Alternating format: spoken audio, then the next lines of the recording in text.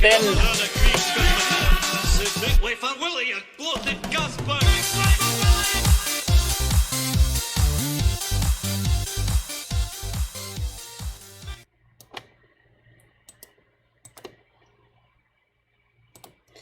And we're back with the second deck of this evening. We're playing a little bit of Mordikaiser's Kinnan Niv deck.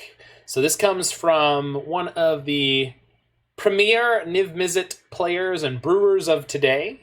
Always picking up some wacky ideas to build decks with. And the card I've been a little bit enamored with all of last week and some of this week, thanks to my good friend Jiggy Wiggy, has been Kinnan, Bond or Prodigy. For a little refresher, Kinnan is green and a blue for a 2/2 human druid that says, whenever you tap a non-land permanent for mana, add 1 mana of any type that permanent produced. Where do you add it? They don't tell us anymore. It's really stupid. I don't like it. I wish they told me it went in my mana pool. But regardless of that, so what are we going to do with Kinnan? And yes, you can instant kill. So we're going to play Birds of Paradise. We're going to play Arcum's Astrolabe. We're going to play some Mox Ambers. We're even playing Big Brother of Arcum's Astrolabe, Prophetic Prism, in order to try to exploit this interaction with Kinnan, right? And then we're playing that package in the rest of what is a sort of normal Niv-Mizzet package here. So we've got ourselves some Lightning Helixes, Wrenn and Sixes, Assassin's Trophies, Uro, Saheeli, Ashiok, Teferi. All of these things are Niv hits, so my usual spiel. I totally forgot that you were Mordikaiser. I'm useless on the fact that your name is different, by the way. Give me 1 second, and then we'll address the thing you just said. So Mordikaiser is in chat now, and we're going to definitely make some tweaks based on the suggestions there. So, and we're also playing, so this is a Niv-Mizzet Reborn deck. Niv-Mizzet, of course, when it enters the battlefield, reveal the top 10 cards of your library. For each color pair, choose a card that's exactly those colors among them, put the chosen in your hand and the rest on the bottom. So if you reveal a white-blue card, a green-black card, a red-white card, and a blue-red card, you get to put one of each of those color combinations into your hand, so Niv-Mizzet can draw you up to 10 cards. Obviously, we've got a lot of hits in this deck, so we're going to be able to put them into our hand. Kinnan being a Simic card, we're not really seeing Kinnan as a hit. The cards we'd like to hit with Niv-Mizzet that are Simic are Bring to Light and Uro, but we can hit Kinnan in a pinch. All right, so Mordikaiser has some input on this deck before we get into it. You should be able to see his chat on the screen now as Instant Killer 1. So Mord is saying, the Chromatic Stars are not worth it, would just add 2 lands. Counterpoint, the Jiggy Wiggy deck with Kinnan is playing 23 lands in a shell like this. So if we are going to cut Chromatic Star, let's get a little nuts and say we're going to cut Chromatic Star. I would be inclined to add Gilded Goose, or let's see if I can figure out something else. Yeah.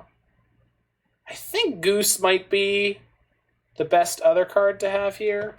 Goose or some other sort of mana. Yeah. Trying to think if there's another. So the thing is, Springleaf Drum is the thing that we're using in that deck, but the creature count here is a lot lower. So I don't really want to use Springleaf Drum. And the other mana dorks that are legal are not as good as Birds of Paradise. We've got the one of Rhys the Redeemed, which is super cute.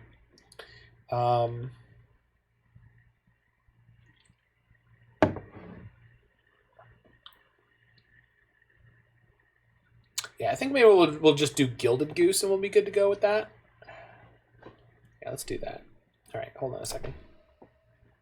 So instead of renting them, I'm just going to go buy Gilded Geese.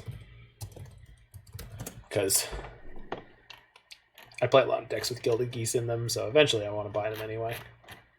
And we've been stacking up some treasure chests, so I got tickets to burn. Tickets to burn. What? All right, whatever. Oh, there we go. Right, get the goose.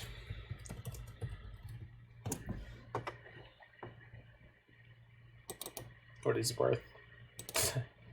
Less than a ticket? Yeah, give me 4. Right. So, Gilded Goose, which is great because if we're generating a lot of mana, then we can make a stack of food and then keep ourselves alive in some of the aggressive or burn matchups. So that might work out well.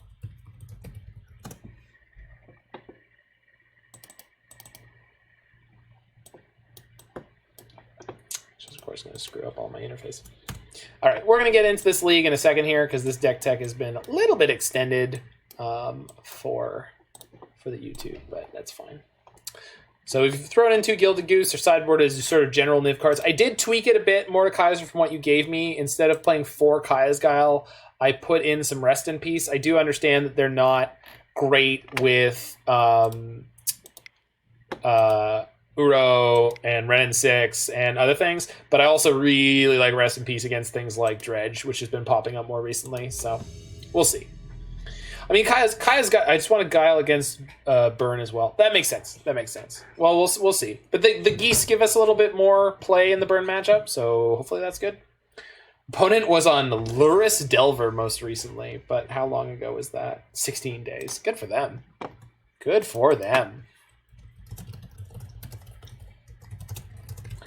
This hand is so close to being great, and it is unplayable, unfortunately. I just can't take the risk of trying to draw a green source specifically.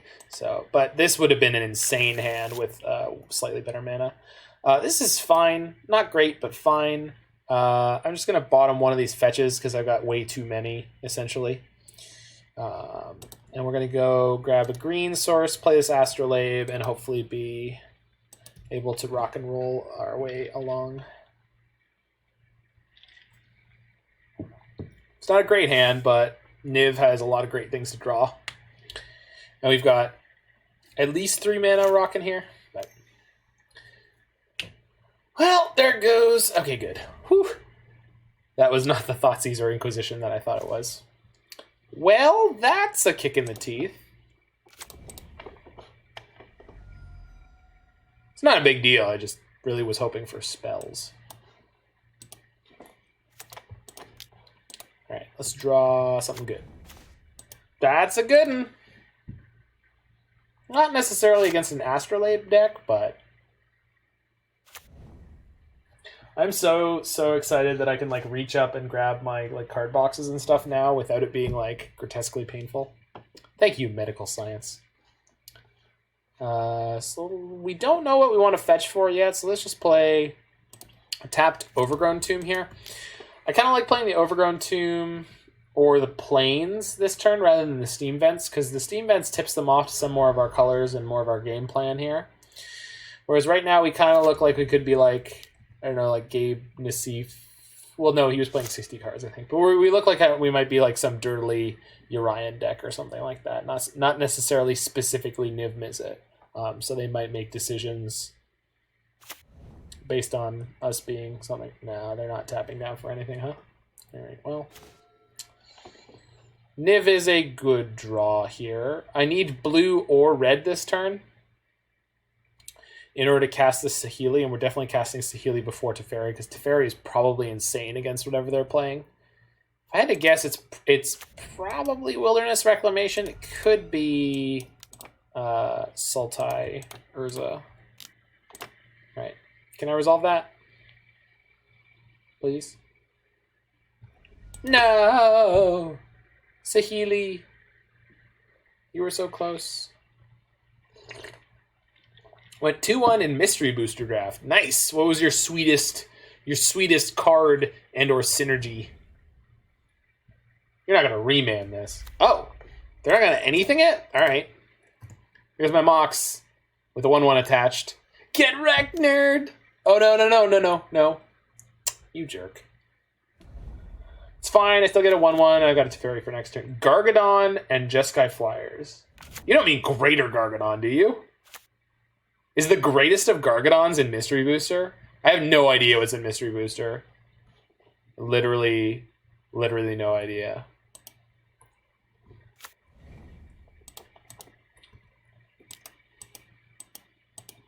I just didn't really look at all because I looked at the full list of old border reprints when that came out near the beginning of Mystery Booster, because they had it separated by the old border reprints versus the new border reprint. Oh no, this is gonna be Archmage's Charm, Force. Fair enough. Do I want the birds in play? It doesn't really matter right now. Oh, maybe it does. But if I have to fetch shock for it. But this matchup's not about life totals, really. We got Stomping Grounds here. I think there's a Stomping Grounds in this deck. Yeah, I think so. So the reason I'm playing the birds is that next turn we can play the Niv-Mizzet, but the turn after that, we can grab our Urian and almost play it. So it's like getting a little bit more mana. It's not the end of the world. Fatal Push? Sure. You got it. It's all yours, friendo. We still haven't shown the white mana yet, so there's a good chance they don't know we're on Niv-Mizzet. We also played a bunch of garbage, so.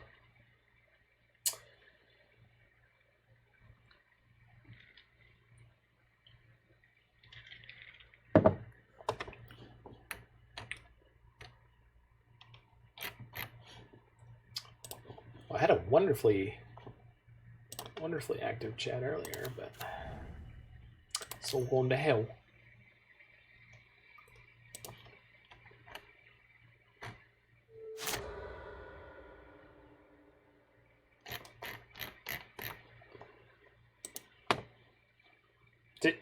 Oh, they fielded me. That's fair. It's fine. I didn't need that anyway. Please cast a 3-mana thing. God bless it. So they have Archmage's Charm here for sure.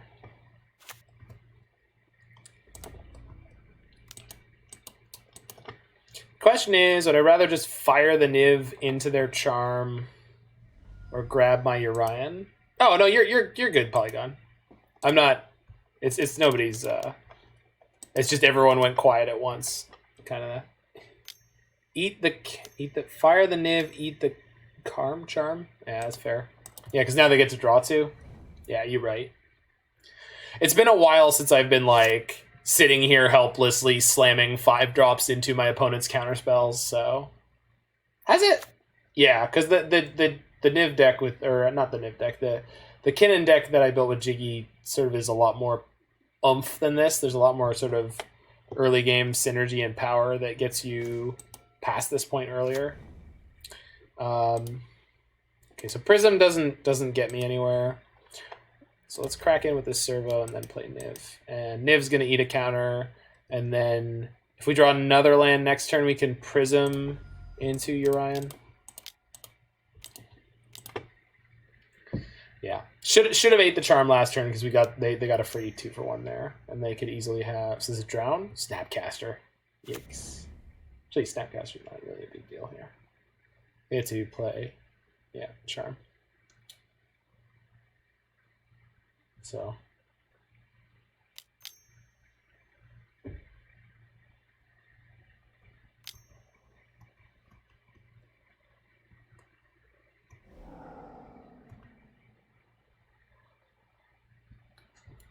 Oh no, their clock is faster than mine.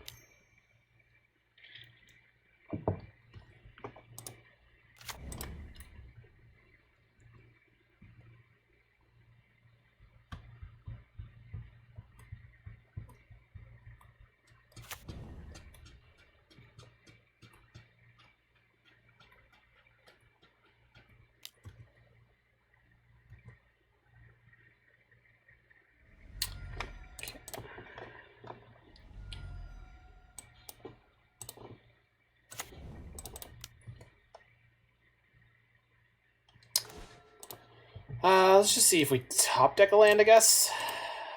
Or a different card that we can play this turn.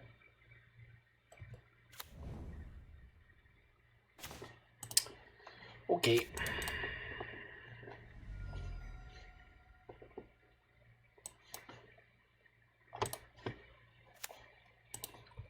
Well, here's my last thing. That's all I got. Cryptic Command, 2 for 1 U. So. And then they've got Misty Rainforest, so they almost definitely have Mystic Sanctuary to reset this, and I think we just can't win this game from here. But we've got Mystical Dispute for the sideboard. And Hydroid Krasis. Nice pickup on the Hydroid Krasis. I suppose we could even play two Kai's Guiles or so. So got a lot of flexibility in the post board games here.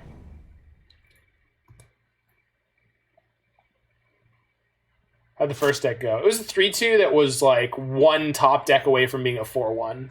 We had a really rough loss to E-Tron in the end. We lost in like 2 minutes off the clock against Neobrand in round 1, and then against E-Tron, it was like we could easily have won that game by top decking almost any threat in our deck, and we just didn't. Over like 3 draw steps, we just hit lands. So, which is fine. I mean, the deck is playing a lot of lands. Like that's to be expected, really. All right, we just got to sit here and deal with them futzing around as long as they want. They are down to 2 cards in hand, but they reset the Cryptic, so guaranteed one of them is a Cryptic command, so I can't see us possibly winning this, but we'll hang out for a minute. I'm going to trade for their Snapcaster Mage here.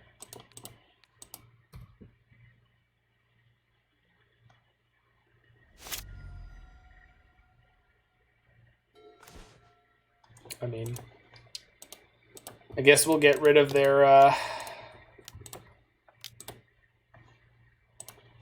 Cryptic here. Oh no, they had the Cryptic command. No. Whatever. White. Red.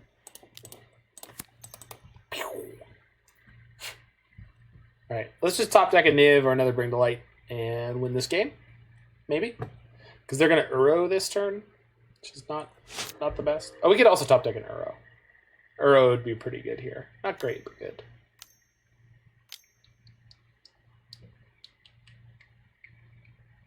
What do you got? What do you got? What do you got? What do you got? Uro. Shit.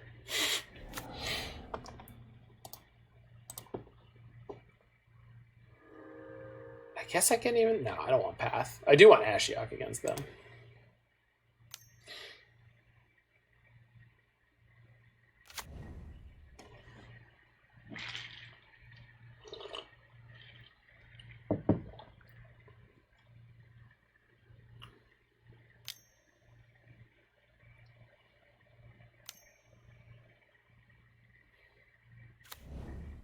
Man, they really tap down low.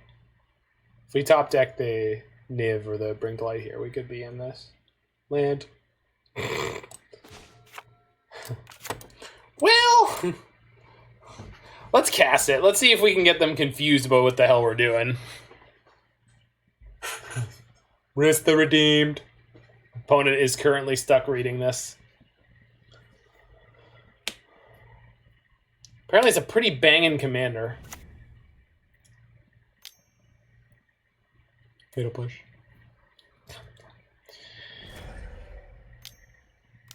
There's a nice Mox Amber I could activate there for a second.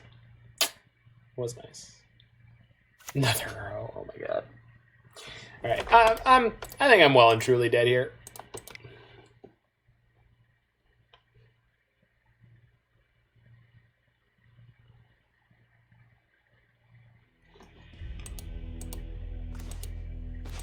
Yeah, we were going to draw Windswept Heath into Helix. Yikes.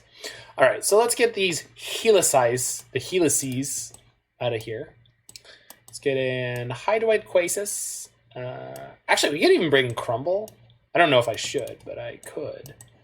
Let's consider it. There might be enough bad cards. So, we need 5 cuts. Bloodbraid's good. Probably go down to A Vraska, A Saheeli, 2 Geese. This is our land count. Like, the geese are nice to be explosive, but we don't really need to do that. We don't need to grind in terms of life total. And then this is like the crumble to dust cut here, which I don't... The Rhys is fine, because Rhys is kind of functional on its own, and they're likely to cut down on their removal, maybe. At least on things like Fatal Push, because they should know it doesn't kill a resolved Niv-Mizzet or Urion, so that's not really great here. Teferi is nuts. Ashiok's great. Burrow's very good. Tamiya's fine. Oh, Verdict. Yeah, there we go. Cutting the Verdict is like always a weird thing for me because I pretty much always want to have one, but I don't think they're playing anything like Field of the Dead or anything that goes particularly wide, so I think we'll be okay. I like to play first. Yes, please. I like to reveal the Sky Noodle. Yes, please. Yikes. Again, we have 1 out of 2 sources that we need for this opener, but that's fine. This is a turn 1 Rhys with Mox Amber into turn 2 Teferi. Yeah.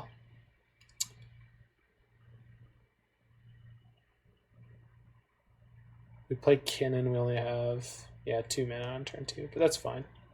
This hand is still going to be pretty friggin' nuts. I think I'm actually bottoming the Kinnan with this hand. I think so. I guess if I get hit with the push, yeah. So I probably should ditch the Bloodbraid Elf out of this hand. Even though it seems good. So if Kinnan eats a push and I can't get to the Teferi, yeah. Teferi should draw me to something good. 1, 2, 3, 4 mana. Yeah. So I want green, white, and blue, red. Green, white, blue, red. Sweet, yeah, cool.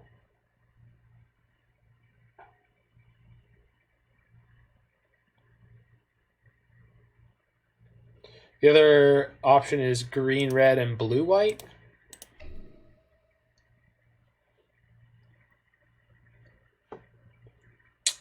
There is no Hallowed Fountain in this deck. Okay, good. But there is a Temple Garden. There's no Temple Garden. Huh. This is green, red.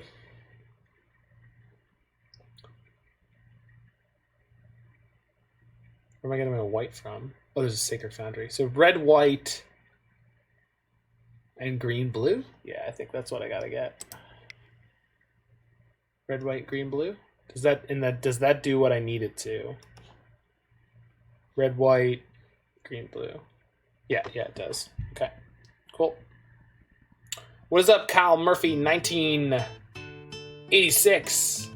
We got that follow, which means we get a little bit of classical gas.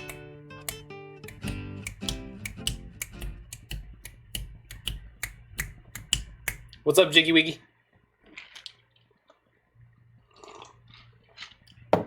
I know what you're thinking, but this hand is nowhere near as ridiculous as it looks. It's good. I'm not saying it's not good. It's definitely good, but it's not as good as it looks.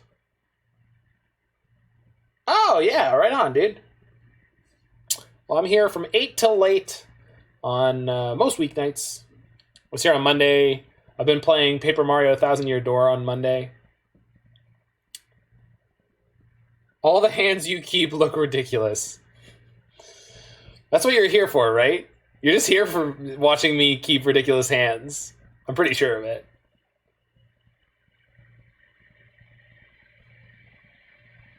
Hold on. If I fetch white, red, and green, blue, that means I can't play Kinnan. Hold on. Sorry, I was just trying to work out. I watched you play bad decks, so I don't have to. So green, red, and a basic island? Does that do it? Yeah, it does. No, I need white. I mull for reasonability and die. That's fair. Can I cast what I need to with this mana base? I can't. We have 26 lands and we don't have the right shocks for this. Mordikaiser, what did you send me? I mean, obviously I'm the one who chose to run this, right? But, like, shit.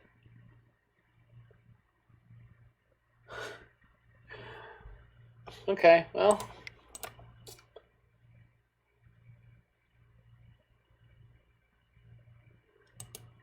If Rhys dies, I have no white to cast my Teferi.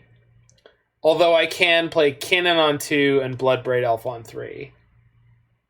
So I guess that's going to have to be enough. My opponent's taking forever on their mull here. They'd have 13 minutes on clock, which I guess that's how we're winning this one.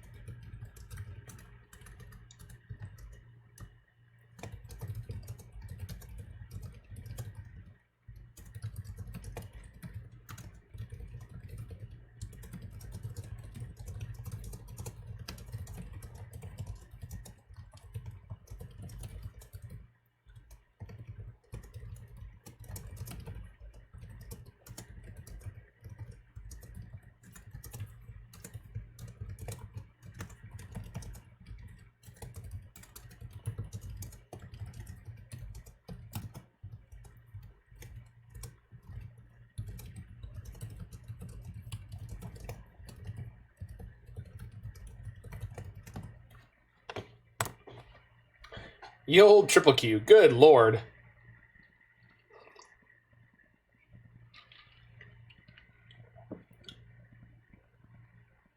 Dies to clock like he's the best. Maybe. It's not really the most exciting way to start a league, but nothing I can do about it here.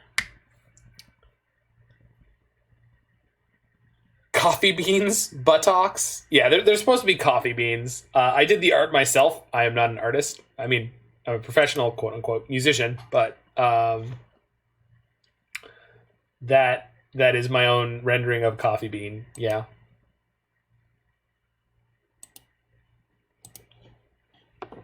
I do have my first ever emote on the way, which is pretty gnarly looking, but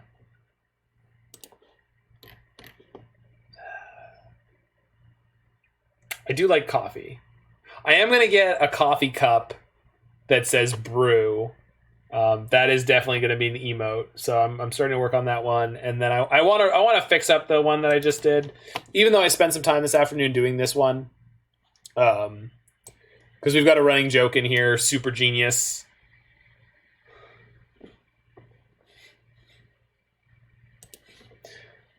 And the game has ended. Wow. Okay. Well, we have a running joke in here of super genius because it is a Bugs Bunny quote.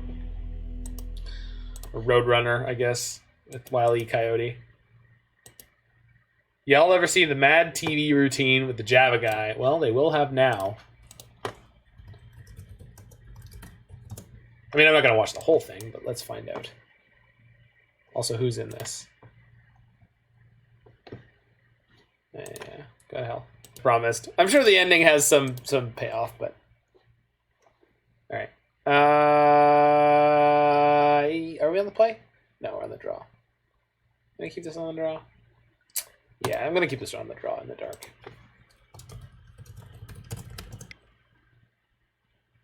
Oh, knocking off these little Indians.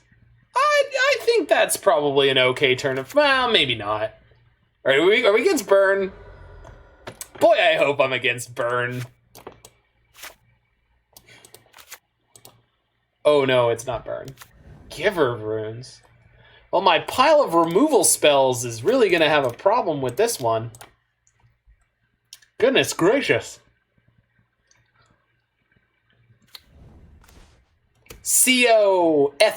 Coffeey, because I gotta. That's not how you spell coffee. But I wish it was. No, dude, it's all good. It's all good. This is fine. This has got to be... What?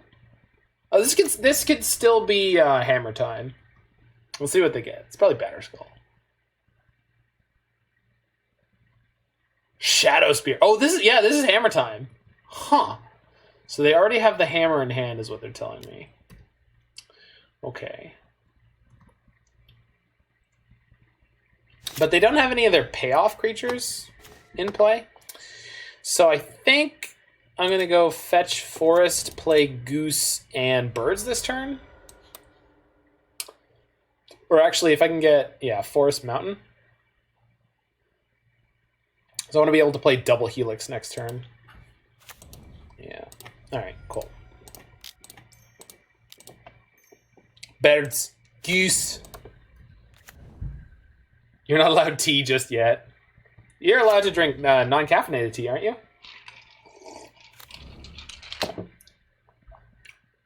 It's basically water. Still too hot of liquid. You can drink medium liquid tea. Or medium strength, medium temperature. Blech. I forgot the word for temperature. Medium heat. No such thing. I'm literally drinking something that could be classified as iced tea right now, just for reference. Okay, we could get hit hard here.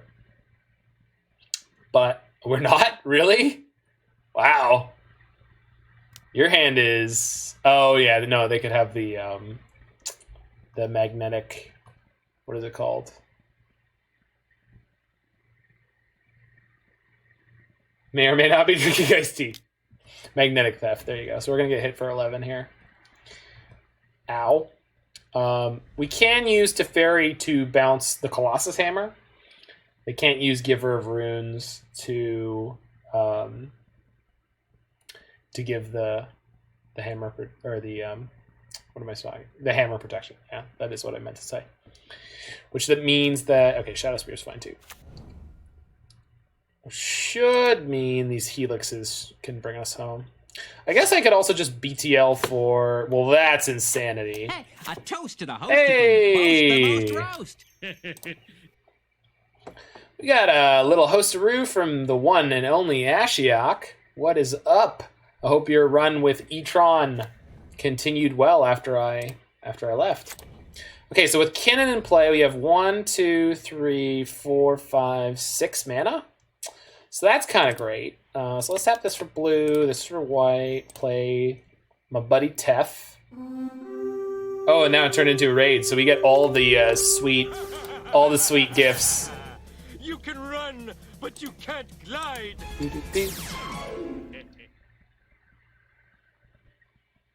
Well, I hope you had the best time in your event, my friend. We picked up the Saheeli, which is going to give us a bunch of blockers, so that's going to be nice. Yeah, we're good to pass here. Host didn't seem to work, so I turned it into a raid. Well, that's all good. Both are good. My raid gif is better. 4-1 and taxes was EST poopy. Huh. West poopy? Especially poopy? I'm going to go with especially poopy. Well, we're playing a little bit of Kinnan Niv-Mizzet Reborn here, which is just a crazy, wacky thing to be doing. Is butt weeb. Okay. Like a butt weeb? Like Tina from Bob's Burgers? She's like a weeb, but for butts.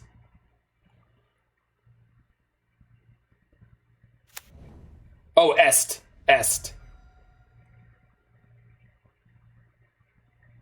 Omi. Literally unwatchable. Unplayable! I still don't know. I still you've told me the context of that, Mare Bear, and I don't know. I don't know the context of it. I couldn't tell you. Okay, so that's a 2/3. We could always Helix their Dome and gain 3 if we need to. Are they attacking Teferi here, I wonder? No, they're attacking me. Okay. I mean, I will take it. Okay. Wait, but then... They're giving it pro-green, I'm sure. Right? That's the only color that makes sense. That's fine. Yeah, pro-green. Probably a mild inconvenience. I'm just taking this, right?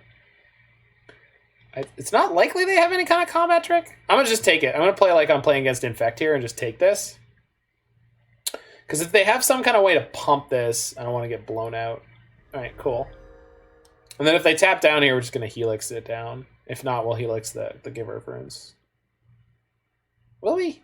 Maybe. We'll see. Core Duelist. Sure. Resolve. So what would I rather kill? The Giver? Or, yeah, I'd rather kill this. So sack this for white, white. Then tap this for red, red. Red, white.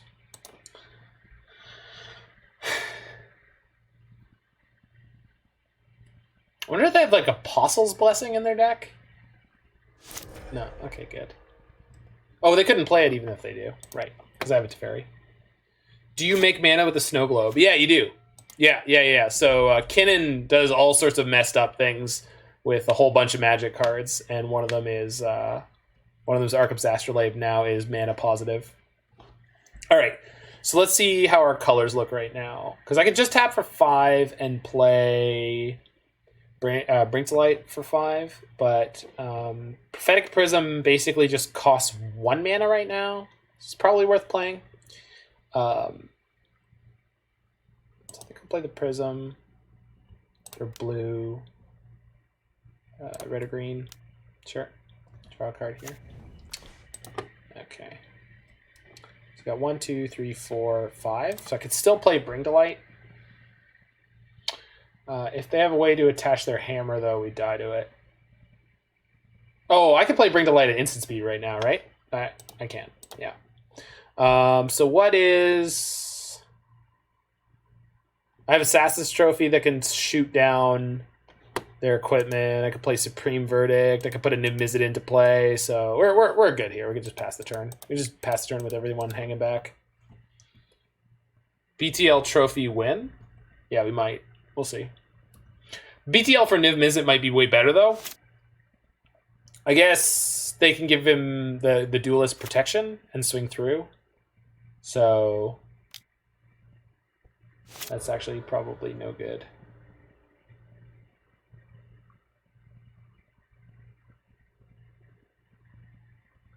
Did you remember to tick up? I did. I have something in the effects area.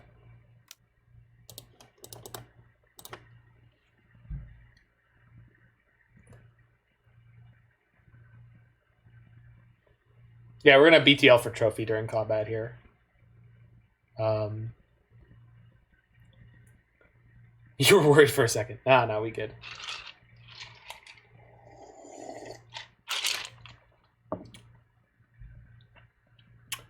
No, actually, you know what? If they give their core duelist protection from green, we're just going to Helix it.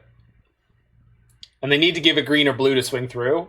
Once they're attacking, they can't do anything. What is this, Dismember? Apostle's Blessing.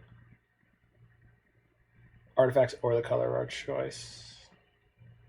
So now they can get 2 colors on this. So we're going to let that resolve. And then we're just going to trophy the Shadow Spear when they attack. So they chose red. Yeah, that's smart. Yep. So they can still give her it, which is fine. Now they're going to choose green.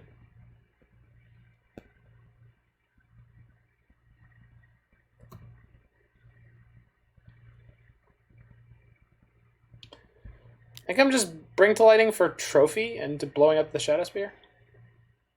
Okay, so let's go green, green, blue, blue, black, black, and white. Only for 4, but this should be more than enough.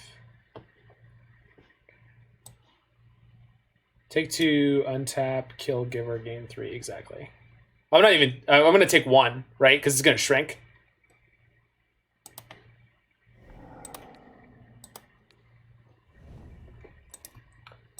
What else, man? Incredible luck, says my opponent. Yes, very lucky. Incredibly lucky. My deck with a bunch of stuff in it did stuff. Their deck with a bunch of jank in it janked around.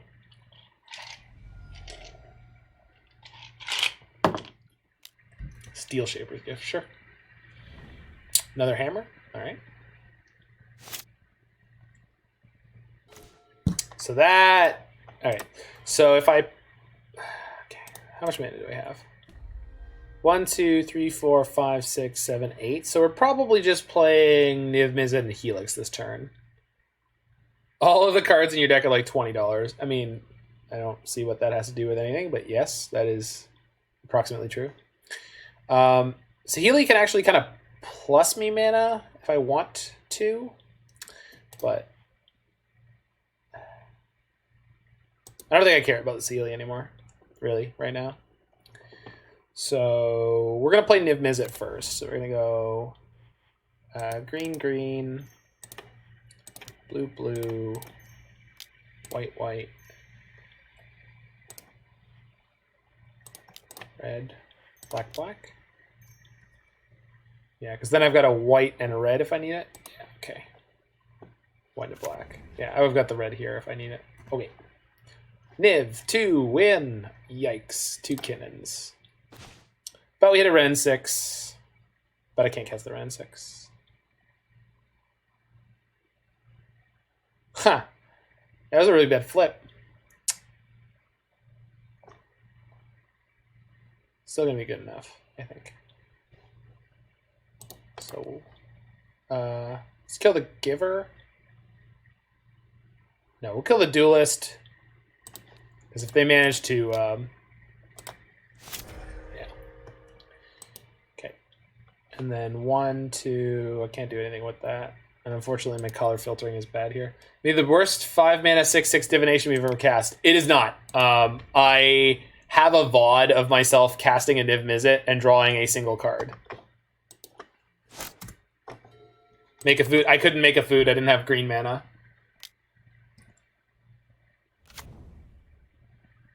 If they can get this equipped, it's like really not a big deal because it doesn't have trample. Yeah. Sure. My opponent now has a copy of the Abyss.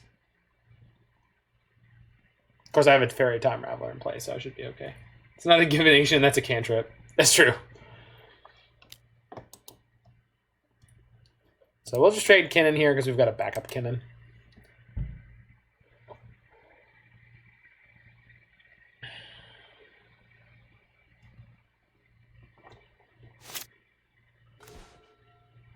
Okay, cool. So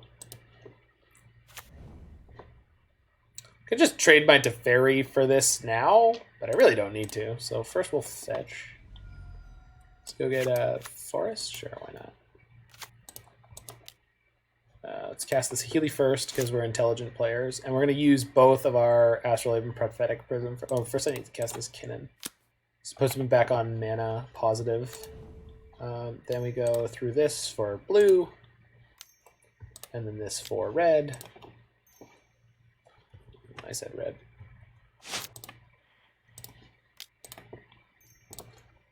Saheeli.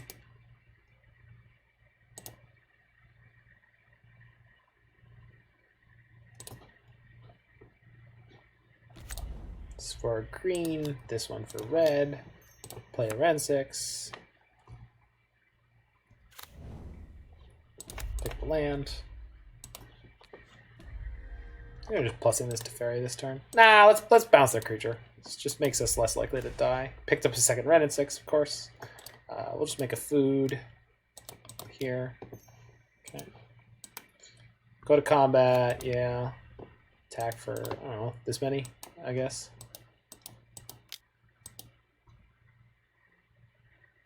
Okay, cool. Bounce the hammer and kill Giver with Wrenn. Yes, I could have done that. No, Giver has 2 toughness, friend. That's why Giver was playable in Legacy. During the Wrenn and Six era. So no, that's not a thing you can do. They had another magnetic theft. Nice. Not gonna matter, but it's not mom. No. It's step. Hold on. I need to spell it. Step mom. Oh, they've been salting all game, so like that's not like a change of pace for them. They're I'm against a salty friend here. They are just a nice little salt miner over there. We're gonna play Urian this turn and flicker our Niv-Mizzet, so that's a whole thing that's about to happen. And when you do that in this kind of deck, you want to use as much of your tappable stuff as possible. So let's go white, get a white there, get a white here, white there. And then, do I want to use the goose? No, I'll just tap 2 lands and keep the extra food. So let's play Urian, or put Urian in my hand. Play Urian. In future, you should play Urian always. Whenever possible, you should play your Urian for Wooburg, because you just want to make him feel as special as Niv-Mizzet, you know? Because he's a Sky Noodle. You know, that's awesome. I think that's pretty cool. And you don't disrespect the Sky Noodle like that. Well, waste of time. Okay. My opponent is complaining about wasting time while they're staying in this game. Like, I don't understand what's happening, but okay. Okay, cool. Let's go to hand size. You can concede at any point. They sure can. I mean, I'm over here learning my deck, so I really don't mind. Do they have the Shadow Spear? They might. I don't remember the Shadow Spear going into their hand or not. I can gain 6 life right now. It's going to hit me for 11. So let's block with Urian at least. And that takes this down to 7. Is that right? No, 6. And then they add 1. And then I gain... Yeah. Okay. So we live with this. But I'll put the servo in front of it too, because the servo's free.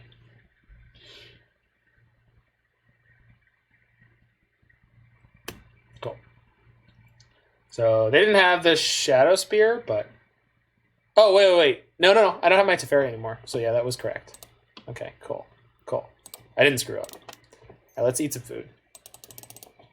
Just block him and kill him with Bring the Light Helix. I don't have Teferi anymore. So I can't cast those at instant speed right now. Well, we've got Assassin's Trophy, so it doesn't matter anyway. I'm just going to kill him, so, you know. Smash. On your turn? Oh, I mean, yeah, I could do that. That would be more clicks, though. I just want to hit him with the dragon. Alright, so... Sideboarding.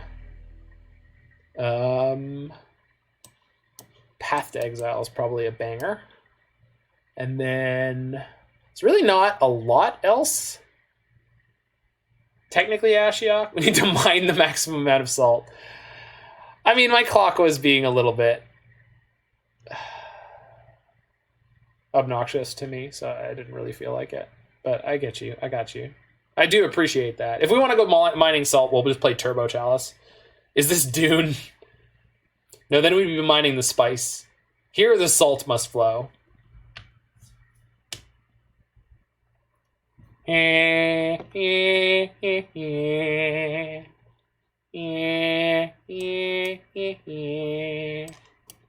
This is a terrible movie, but a really, really legendary book series. The book series, so having read through the book series recently in my life and not when I was younger, I read the first one a bunch of times when I was younger. Having read through the rest of the series as an adult, man, like books 3 through 6 get really freaking out there, man. Dune is a weird one. I think I'm cutting Tamiyo here. But I think other than that, this deck is pretty stacked against them. Saheeli's obviously not great. Ashiok doesn't affect the board at all, though, and I just feel like shutting down their Steel Shaper's Gifts and their Stoneforge Mystics is not that good. Kaya's Guile is like, eh. Maybe it's better than something in here, but I can't see what, so. I do love that my opponent was calling me like, oh my god, so lucky, when they're playing the turn 2 kill deck. Like, what? What? For getting lucky in 1v1 EDH. I mean, I'm not surprised at all. I mean, I feel like the caliber of players playing 1v1 EDH, or not caliber, but like some of the people who would be playing one. How many kill spells do you think before they rage quit this game? Well, they didn't rage quit the last one at all, right? We're going to mulligan this one. I think I'm going to keep that one because the triple helix is amazing. And the Astrolabe gets me almost there, and Kinnan plus Astrolabe is like... This is obviously risky, but if you don't want to get upset at variants, don't play the... Yeah, I guess playing the 100-card singleton format and getting upset at variants is pretty messed up. Like, that's a weird choice. Okay, so we're going to get... I got to get a basic with this, unfortunately. So that means my next draw. So we'll get a Forester Island. Forest is best for casting birds and such. Maybe Wrenn and Six. Alright, Windswept Heath. Perfecto. Molto bene, in the words of Don Homer. Don Homer, my son, he is a very sick. Molto bene. That's all, folks. Okay,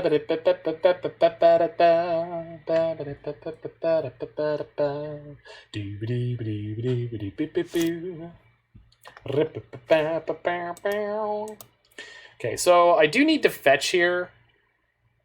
The question is, am I playing a Helix this turn? I guess I have to have it ready. The problem with Helix is if they didn't attack for 1. Well, they know that I have removal, right? Because that's what I did to them last game when they attacked for 1 in this situation. If you're playing Helix on turns 2, 3, and 4. Oh, yeah, got you, sorry. I think I'd rather play Kinnan this turn, which... I mean, obviously the downside is that they get to just hit me with the hammer here. The problem is if I leave Helix up here, it's just like they're ready to beat it. Like they're just completely ready to beat that. So I think I have to grab green. No, red white here is the best. Yeah, and then I can filter into blue. Yeah, okay. So I think playing Kinnan is actually the winning line here. Do we just punch the giver now? Well, no, because then they just get the Helix on the Stoneforge and we're the same place that we would be otherwise. I think. Because now I can play 2 Helixes, so we can Helix the giver on my turn and be able to Helix again on their turn. They have to have the ability to get this equipment on the Stoneforge right now, which I'm assuming they have. But if they have that, there's no way I could beat it with a single Helix. It's just not possible. Right, so they're playing a second Stoneforge Mystic, so this means they didn't have it. So their game plan is not coming together right now. Yeah. God, that is so weak. That is such a weak play out of their deck. Chance of equip, high-ish.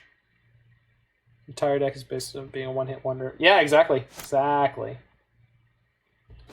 So the messed up thing right now is that I can't... I can double Helix, but I can't do it in one. I have to do it in a single turn. Just like my sex life. Boop, boop, boop, boop, boop, boop. Self burn. Hold on, I got a sound effect for that one. Humiliation. I found removal and counter spells as well as enemy combos devastating in the 60 card version of Jiggy Wiggy's Kinnan deck. Is that your experience with the 80 card version? No, it wasn't at all. But that okay. So removal and counterspell. Okay, let me finish playing this game and then we'll talk about that deck. Okay, so I'm gonna shock this. So I have 1, 2, 3, 4 mana. And actually, the way my colors worked out, I can't double Helix. So I think I just Helix the Giver and assume that they're not gonna be able to equip again. So.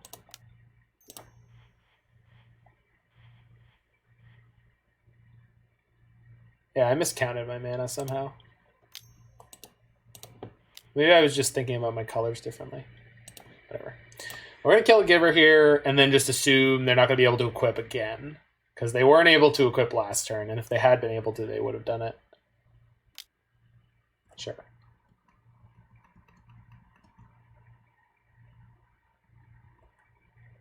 Bye, nerd.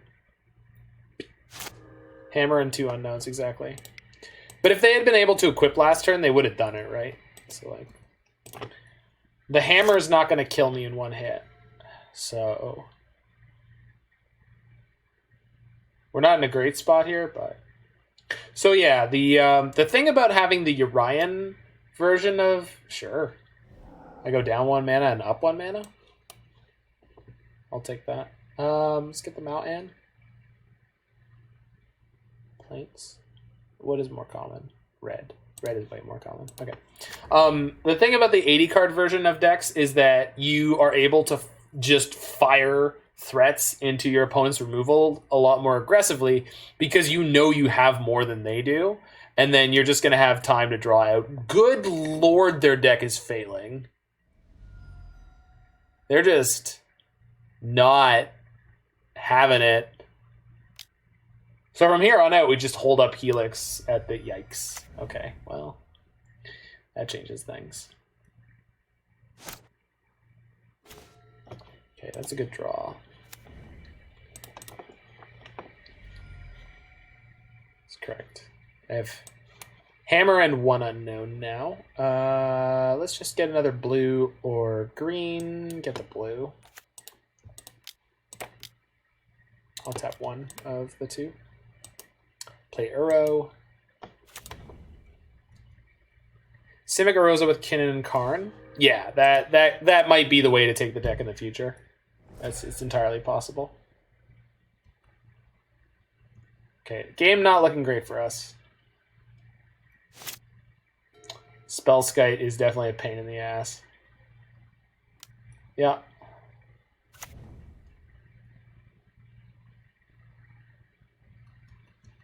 Yeah, so they're going to have the magnetic theft here.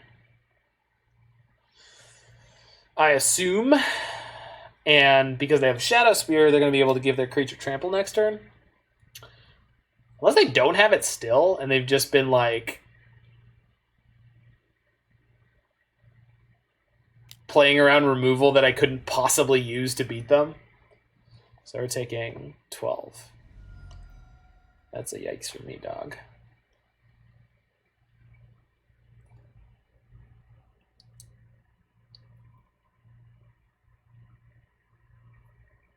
So we're definitely playing Helix this turn because that means I can escape Uro. Let's fire at this one because there's a chance they'll let it resolve. Pew!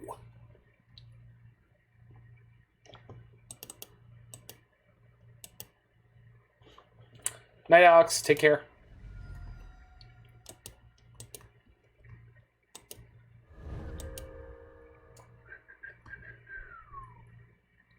I never asked for another. Alright, does casting Niv keep me alive? But if casting Niv keeps me alive, casting Uro keeps me alive? Which one's better here? It's Niv, right? We chump block this, and we probably have removal for the hammer. Yeah. So white, these things, and then we tap this, and then we tap this, and then we have black. Think we are dead. We're not dead. Because if we get removal for the hammer and the Spellskite in one go, or like a Bring to Light, which is Wrath of God. Yeah, there we go. We're not dead. Hammer doesn't trample, but the Shadow Spear does. They do need to spend 2 mana equipping it this turn. So we know basically their turn here is going to be equip and swing. We chump block with Niv-Mizzet. We take 6 trample plus 1 from the Stoneforge, the other Stoneforge Mystic. And then we Wrath them. And they don't have any way to prevent the Wrath. So, as far as I know. And then after the Wrath, I mean, we should have clear sailing. So let's see. Because I've got high hopes. I've got high hopes. Thanks, little Niv-Mizzet. You were the best draw free I ever did have. To 1 then? Are we going to 1? We're not going to 1. We're going to like 3. Holy shit, we're going to 1. Man, I did not math good.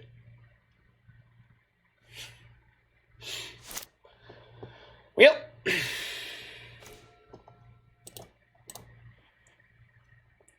I got the whole Wrath in my hand. I got the whole Wrath in my hand. Got the whole Wrath in my hand. Got the whole Wrath in my hand. Sorry, I panicked at the disco. Sorry, I panicked at 9. Oh no. What is this? Oh, they sacked a draw. That's fine.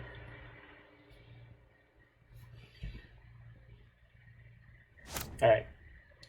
The hammer's unequipped, which means this Helix is probably legal removal once more. Did you draw? What did you draw? That's not quite the quality of garbage I was hoping you'd draw. But we should be able to play... That's fine. Okay.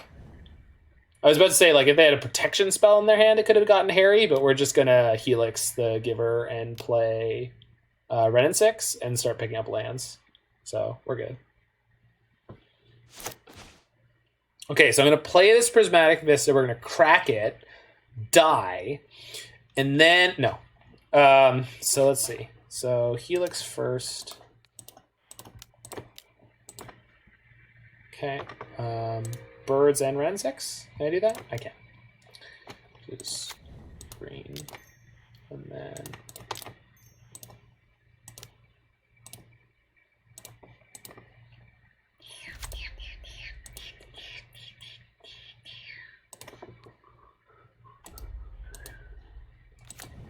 I've never lived for another.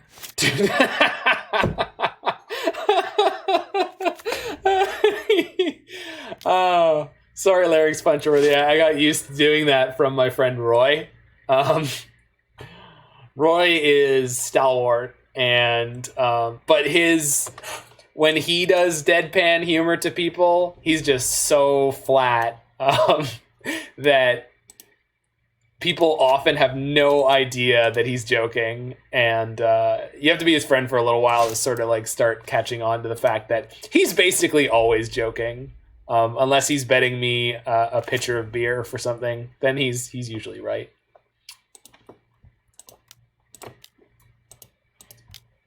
And the funny thing is, he's really smart, but occasionally he'll say stuff where you're like, what? Like, what are you talking about? That's clearly not true. And time for erosion. Yes, exactly. Natural effects. Modern problems require modern solutions. We're also going to cast Teferi here just to sort of cut out danger of unintentional death, I'm going to call it. Let's just get a steam vents. That's fine. So filter. Yeah, we're good. Blue. Okay. And then white. Okay. Teferi, and then I've got a Path to Exile if I need it. So we're good. I don't need it. I don't need it. I love 5-color Uro. It's one of my favorite archetypes. Opponent is at 28, so they're gonna milk out their pain here. This opponent is my glutton for punishment of the evening. If we're doing a highlight reel at some point, I want this human being on it because they really, really know just how much pain. Insane luck, they say. No island or mountain cards in my deck. Yes, most insane luck. Yeah, absolutely. Just can't even. To be fair, my opponent has been quite unfortunate. I maybe that's the same thing as me being very fortunate. I don't know. I really don't care, honestly. I just don't. I can't be bothered. I'm having a time over here. Mordikaiser, your deck is sweet. If you're still here, this is a banger. This is a good time. I mean, I think it's probably just worse than if we were just playing Niv-Mizzet, but my response, get good. Yeah.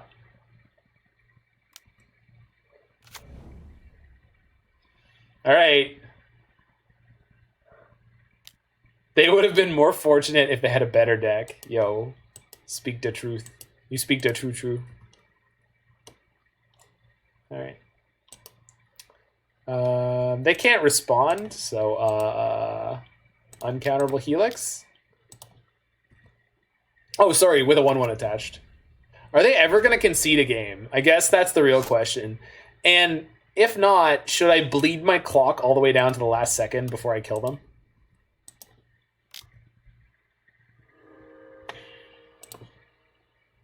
The answer is obviously no, but you know, the answer is also not no. You know, we could not just wreck them. Yeah, I know. I'm not actually a fan of doing that at all, so I'm going to just kill them. That's going to be the plan. We're playing Niv-Mizzet because it's going to increase our clock by a large margin. So is this Bloodbraid Elf. Yikes. Oh, they finally conceded one. We're going to give them a conciliatory GG. This deck needs a Nissa. The Simic one? The blue-green one?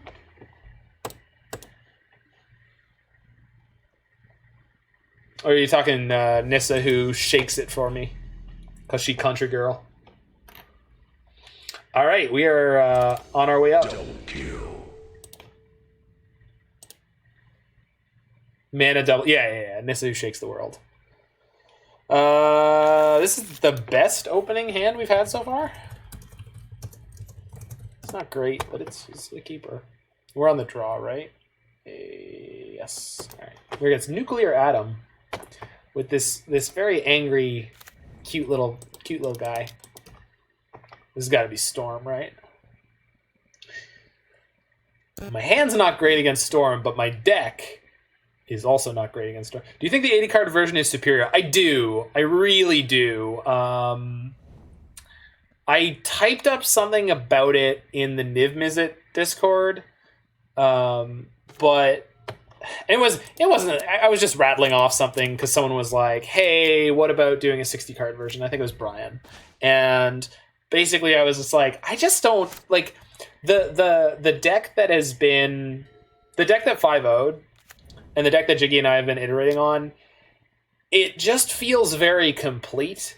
It is Rhys literally only a deck for Mox Amber. I think so. I mean, it's a Selesnya hit for Niv-Mizzet, but that's not really. So, the downside of Assassins trophying their mana creature is that they still will have the mana. But I think we have to do it because it functions in a very different way. The mana from a land versus the mana from a mana creature. Of course, the ultimate will be if they just have to follow up. But anyway, try the 80 card version. So part of the reason that I think it's better is just you can play the full 4 Springleaf drums. You can play the full 4. Like, there's certain things in the 60 card version that you want like 3 of, but in the 80 card version you want 4 of. But that's not the biggest difference. The biggest difference is the extra cards you get to play, like Springleaf Drum that you don't necessarily have room for. Like, I don't know if you could play 4 Karns and 4 Urzas in the 60 card version. If you send me the 60 card they cast Empty the Warrens. Okay. Huh. Well, that was unexpected. Okay, so we're almost already able to beat that. Okay. We do have to shock for this Uro, and we're going to need to draw some lands, but hopefully we're going to get there. That's what you have so far. Yeah, hold on.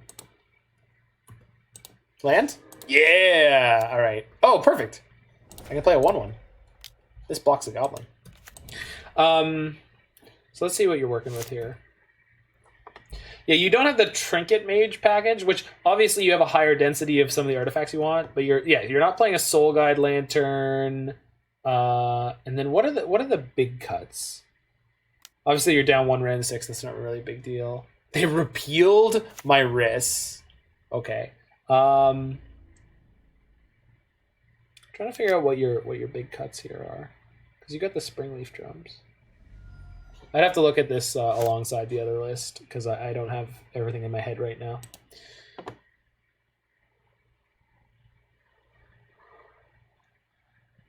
Okay. I think we're just going to play Uro and Rhys this turn.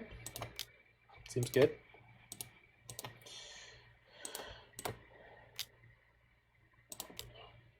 Because we're looking for that land. We just need to draw... No, you son of a bitch.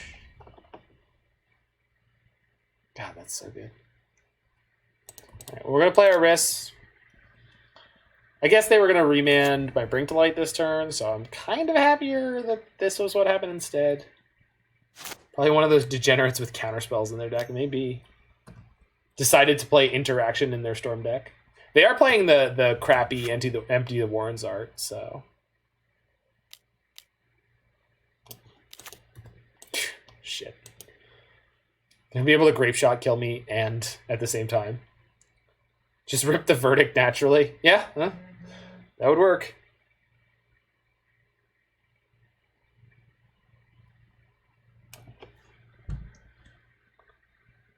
Yeah, we might be dead. We'll see. It's still possible to pull this out if what they're doing here is being like, I gotta get my remand strategy on.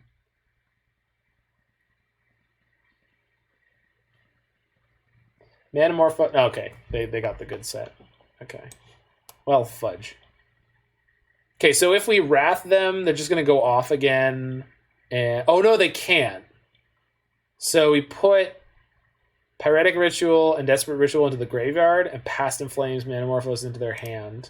And then if we board wipe them, they won't be able to do everything they need to. Yeah. If. Oh, crap. They get to Morphos here. Okay. Yeah, it's only 2 mana. Stop it. God, they had a friggin' land drop. Okay, but they opted. Come on, stop it, stop it. Why are you gonna? What are you gonna do? Are you gonna friggin' empty the Warrens again? I don't know what's happening, but I don't like it. Oh, great. Oh, great. No, it's fine. I don't need to see it. Can you tell if OP is inexperienced or very experienced? I think they're very experienced. They friggin' blitzed through every turn that they were playing there. Like, they didn't hesitate at all. Like, they knew exactly what they wanted to do with basically everything. Okay, so we're just gonna nail their graveyard to the wall here. We can play Mystical Dispute as well. It's not great, but I think we're bringing all this in because a lot of our main deck is not great. So we're cutting Rhys.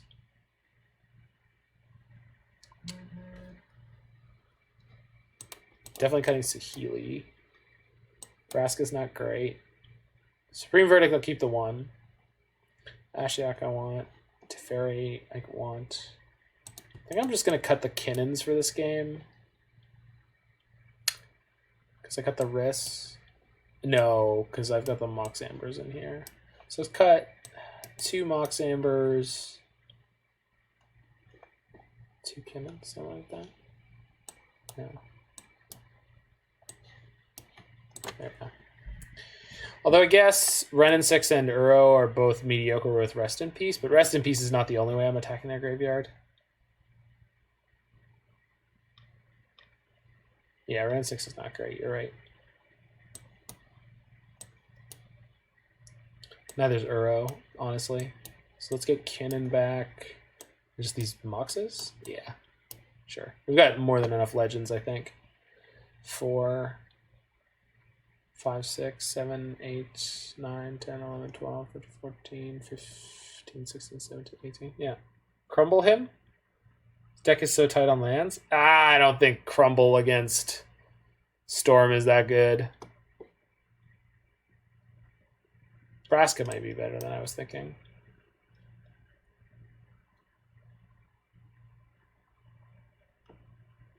One of the prisms, maybe. This deck is so tight on land. Our deck or theirs? Because I don't think Crumble's good against Storm. Yeah, so like I played against Storm with Ponza one time where I put them on literally 0 lands, and as soon as they had a blue source, they were like cantrip, all right, cantrip, all right, cantrip. Oh, here's my land. Like it, I think they got up to 3 at one point, and I put them on 0, and they came back and they won the game.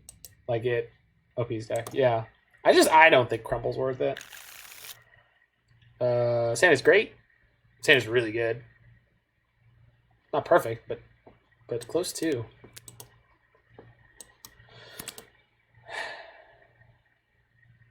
Fresca.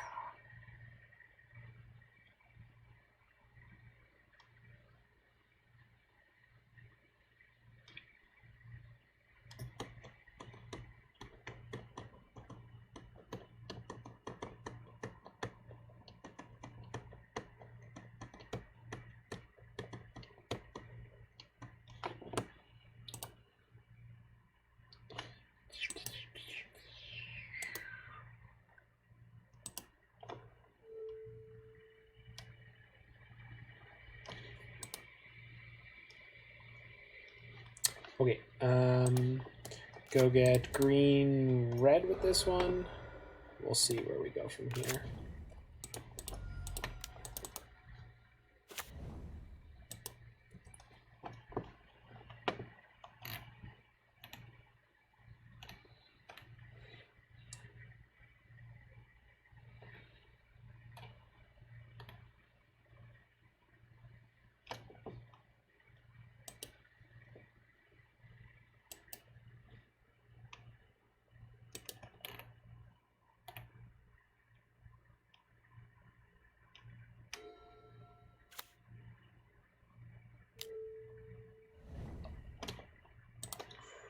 My opponent has slighted me.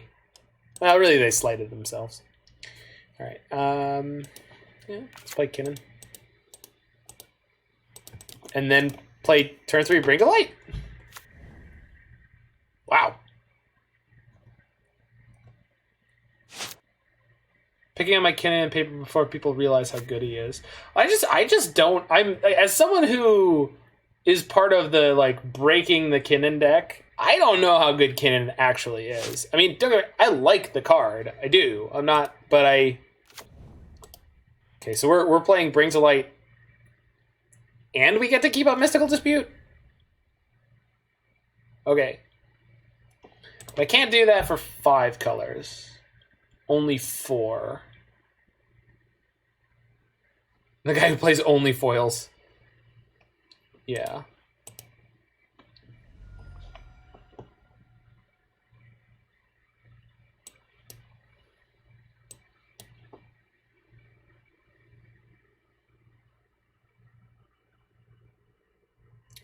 Red, white, no. Green, blue, no. Well, green, blue's probably the best here. I guess red, white gives me access to a color I don't have. Green, blue is better set up for Uro. So, if I play Bring to Light right now, I will have Dispute this turn, but I can't have it the next turn. So would I rather Vraska? But then if they counter Vraska, I mean...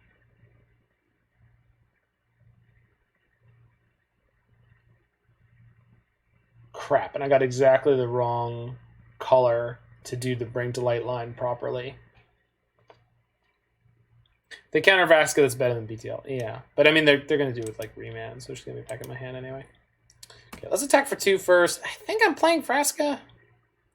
I might be sacking my island, to be perfectly honest, because my mana is like freaking great right now, and I don't... No, I definitely want to sack my island. So this tap for black. green. I guess I tap this for the green? Yeah. Play Vraska. I guess I should start plussing Vraska. She's just literally going to kill them. I want to dispute this. Not really.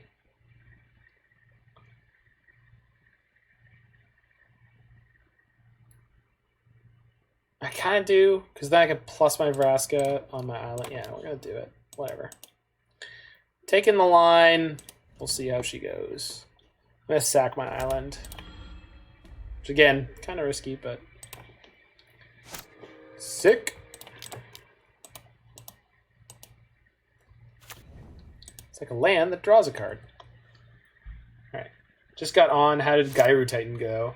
It was good. We 3-2'd. We were one top of deck away against E-Tron from winning the fourth one. And we got stomped on by Neobrand. They just kind of like turn 1, turn 2 to us both games that they won. Repeal. You tool. You absolute tool.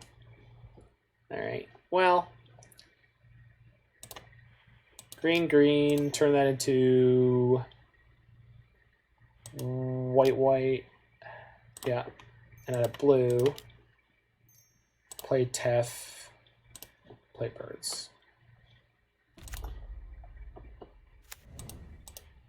Plus.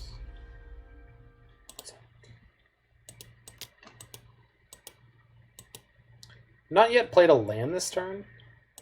Sack my Prophetic Prism. Draw a card. There we go. Just make it look easy. Why is Allosaurus Riders not banned? That's a fantastic question, Mad Cow Chicken 3. I could not tell you.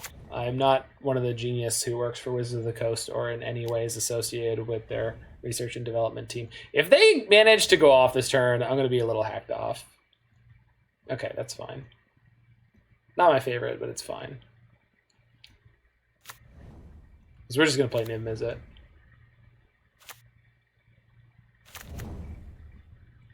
I'm pretty sure Vraska put them on the pressure cooker there enough that they were like, I got to do something. So let's bounce a token first.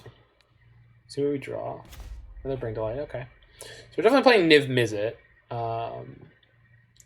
So red, green, blue, black, white, and then I have Mox Amber up for 2 of any colors. But I think no, I can't do it in any other way, right? It sends up floating one, but there's no way to get around that with my mana the way it is. We side out Verdict. We did not. I just don't feel like I need to Verdict right now. Like, their board is not that insurmountable, right? Like, I'm going to Vraska to kill the Brawl and play Niv-Mizzet, and this is not going to kill me. Not even close, right? Like,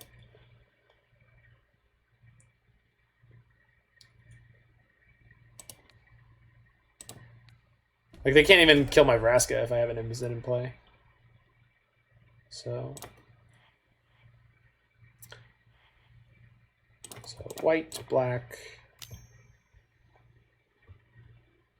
blue, green. So this, I can tap this for red. I can't tap this for red. Tap this for red. And then have red plus 2 of any color left. Okay.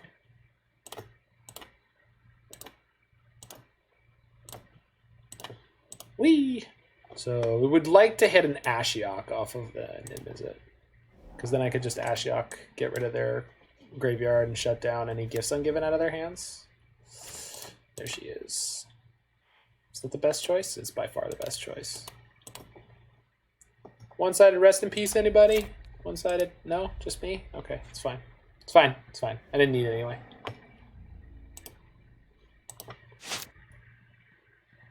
Oh, it's a Vraska Golgari Queen. I got it.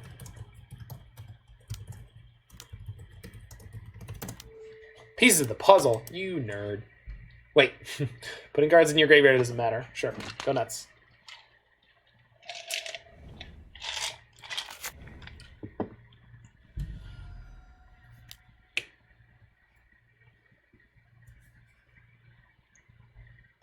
So I got a Past in Flames in here, but we're just going to eat that with Vraska. So, like, good luck, friendo. What did they put in their hand? Pieces, put Serum Vision, and another Pieces. Okay.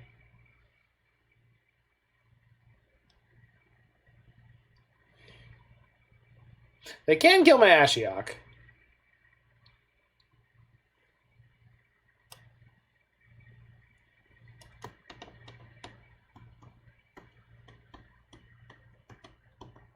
We hit him for 8, 11. Oh, we can kill them.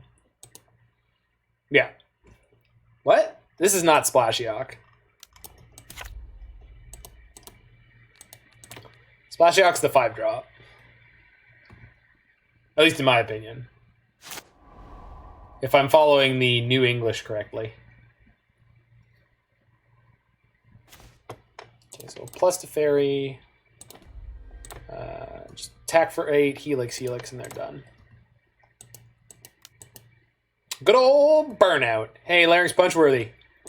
You like it when I play Burn? Do ya? Show me the bear.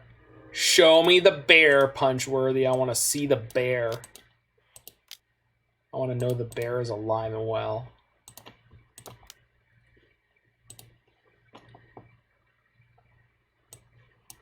No, not that one.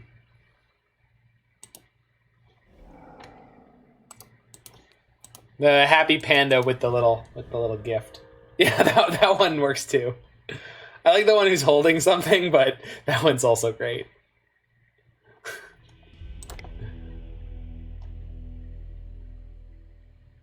Yay! Yay, magic! Yeah, that one. Oh, the one who's reaching. I don't know why. I know. Oh, he's just reaching. He wants the hugs. Yeah, I see that. I was misremembering it, I guess. Why do you want the sad bear? I don't want the sad bear! You monster. Your history's greatest monster. So, on reflection, I think we want the Gilded Geese because they let me get a turn 2 Ashiok or Kaya's Guile or Teferi or any number of those good things. So...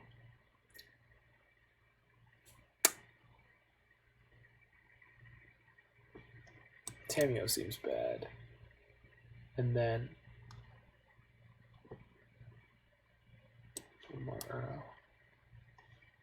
That'll work. Okay. Whoa, there's a super wide one. I don't like that at all. The one with glasses is hilarious. Rue Spy.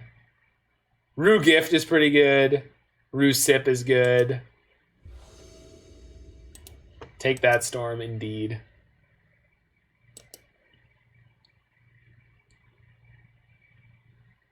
Do I need like a chibi Mr. Burns as my channel mascot? I could call him Mr. Kearns. Or Mr. Snrub. Holy crap, that's a lot of ruse. I feel like we need a chibi Mr. Burns that we're going to call Mr. Snrub and say has no association. To keep it nice and legal, you know. The little cheeks. I know, the cheeks are great.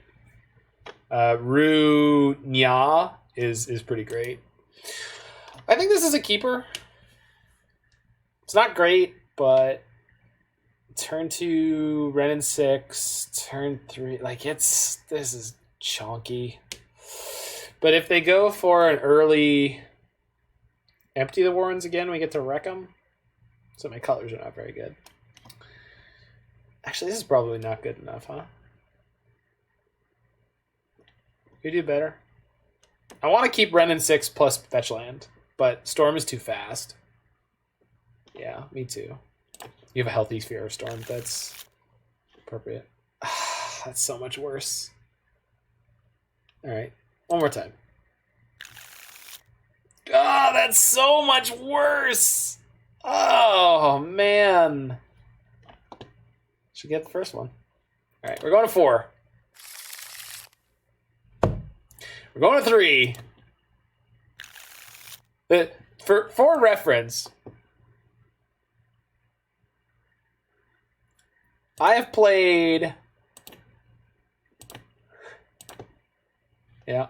I've played a 23 land deck that... I know.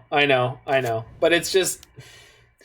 I have played a 23 land deck that has not had to mulligan. Actually, I think maybe one time the Kinnan deck we had to mulligan like that.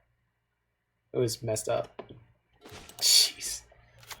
Well, they kept their 7 anyway, so probably just screwed, but, you know.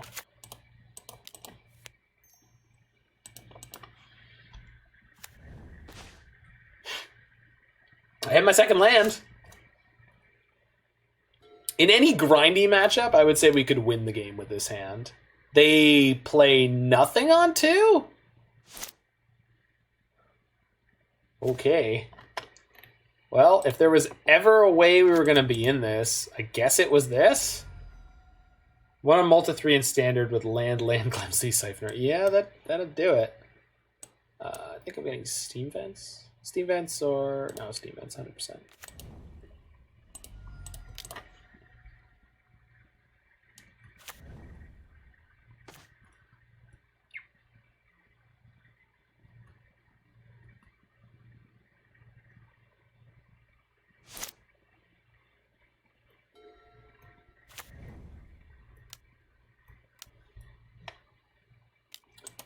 Oh, yikes.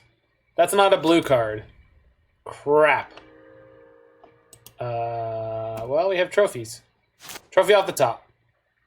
It's not a trophy. Semis for a game day mat that you won. Guy was angry. Yeah. Alas, we are dead and sad. I mean, we might not be, right? Like, we could draw Teferi to bounce the Aria and gain another 10. We could draw lots of stuff that makes this consider... No, we're dead. I mean, I know they have 5 cards in hand. Like, that's Denial talking. I thought Denial was a river in Egypt. Manamorphose, sure. Resolves. They save targets. Sly bastard.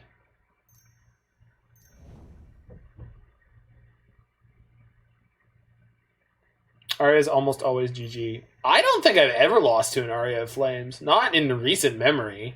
But I guess people haven't been playing a lot of Storm. I think I'm countering this ritual, if I can.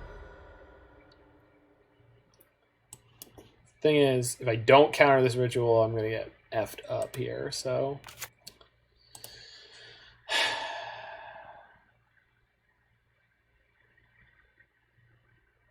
A really weird keep for Storm. They slow rolled up to the Aria, but then... No, I don't know if it is. Is it? Is that a weird keep for Storm? I don't know about that. All right, we're going to go ahead and try to dispute this. Just try to derail their momentum for the turn. If they remand it, I mean... Yeah. Well, I mean, they still have 2 mana. I think I'm just firing off this Mystical Dispute because, like, this is the point at which we can sort of disrupt the chain. Because knocking 3 mana out of this turn is probably good. But we'll see if it matters. Because, like, now if they want to play, I don't know, Remand or something like that, then it puts them... Yeah, okay, cool. So we got the ritual, and we only took, like, 6. So we could also draw Vraska. We can draw... We have outs, like... Ooh. Okay. They're on 3 cards in hand? And they played the Grape Shot? I don't know what else they could have in their hand that was the right play, but... 2 mana is worse than 3 mana for Storm. Agreed. Well, that cuts off some of my options, but... I remember when we had a chance before we mulliganed. That might be true. Am I putting Urian in my hands? Or am I just holding this Helix? I think I'm holding the Helix. I think I have to. So 4, then 5 will put me to 1. So a 3rd spell will kill me and the Helix will not help. So it's got to be pieces of the puzzle. Well, flip me. All right, we might have a chance here.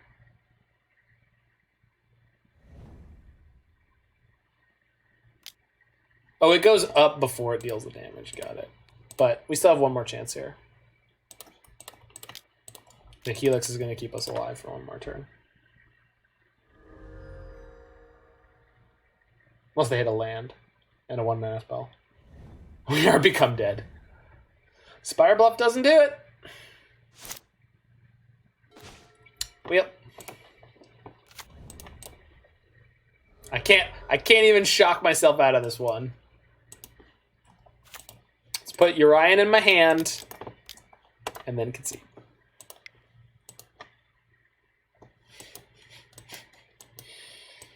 That was, their hand was really slow. So that was a shame. And we draw the Bring to Light the next frickin' turn. Oof. Well, I'll take it.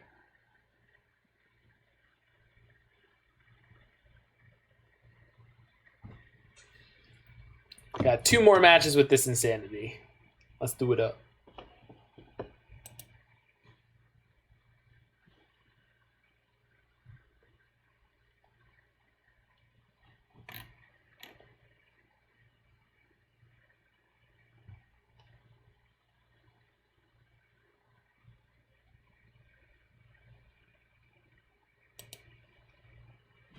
Apparently, Googling like stick of dynamite gets you a bunch of really stupid cartoons.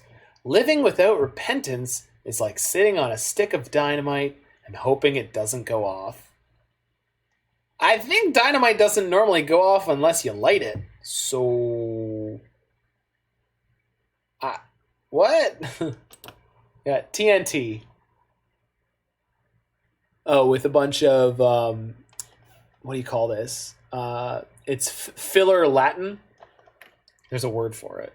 I don't remember. Dynamite stock illustrations. Oh, there we go. This is kind of what I'm looking for. But. Oh, wow. You get like a little bit past the first page and it starts getting super weird.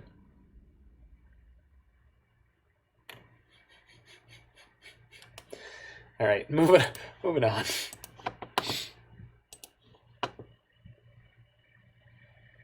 So you're not convinced? You're not convinced Kinnan will be viable? Correct. I'm not convinced. Deck playing in Modern that's like all permanents. I mean, it's happened. Titan is a deck, right? I'm just.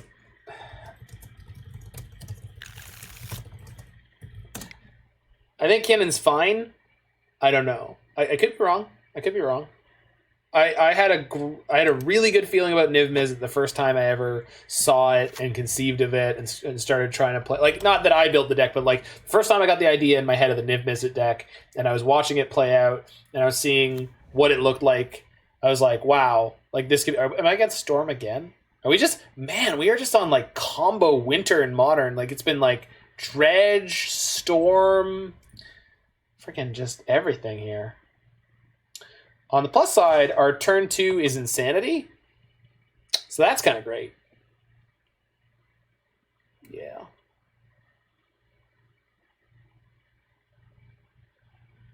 I mean, it's not Insanity that wins this matchup right away, but it's pretty good. So, Heath can get me... Sacred Foundry I don't want.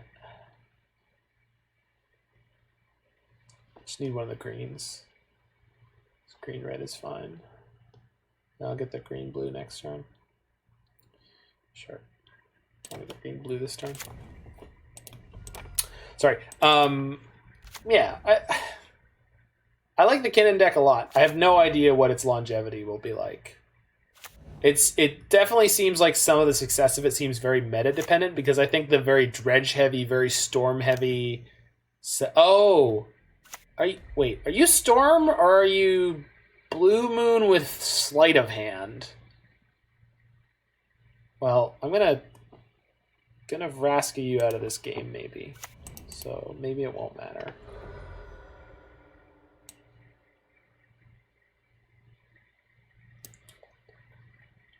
So the Goose will tap for it. Yeah, okay, cool.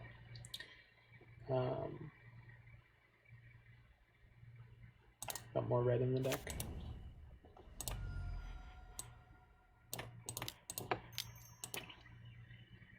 So the Kinnan deck feels like it's like very meta appropriate right now, but I just don't know if that's gonna last. And I think the Storm heavy, Dredge heavy, Titan heavy world might be very, very unkind to the Kinnan deck.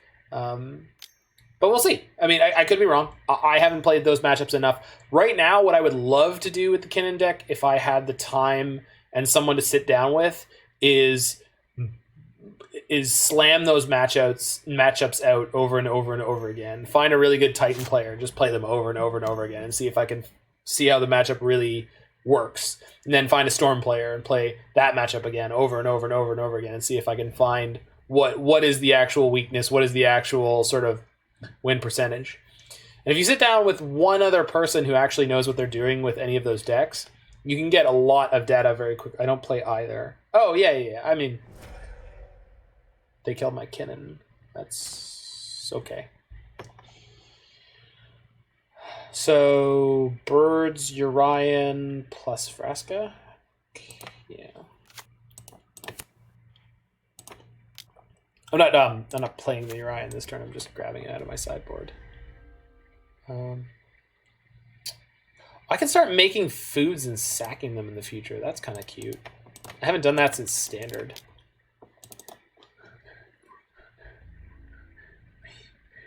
Did my opponent stumble? They did, right? Man, they are... Yikes. Are they on the Phoenix deck? They may be... Oh, they're totally on the Phoenix deck because they just milled a Lightning Axe and their land count's really low. Crazy. Well, that's a little unfortunate.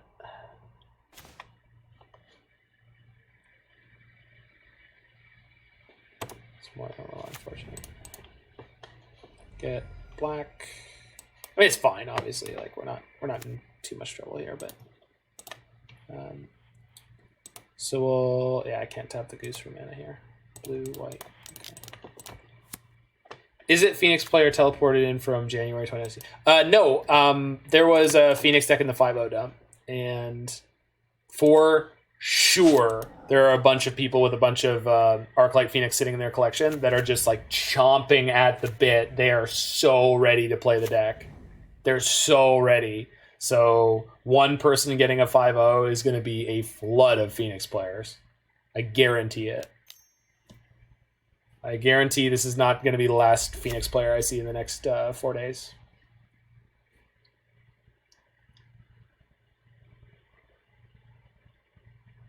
I would bet my wife on it.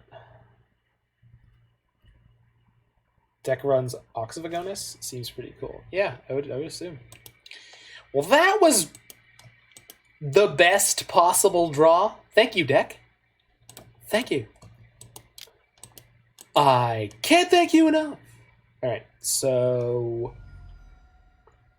blue, white, black, red, and green. Niv. Hallelujah.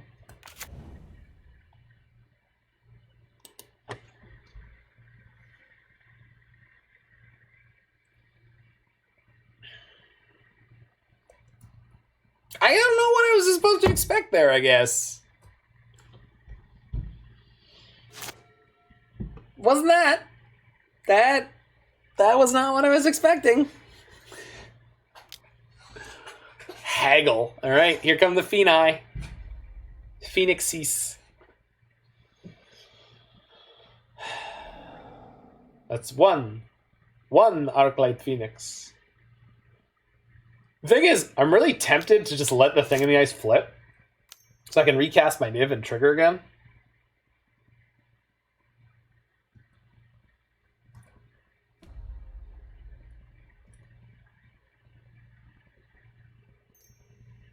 Because if they manage to get that far right, I just shoot the thing in the ice in response.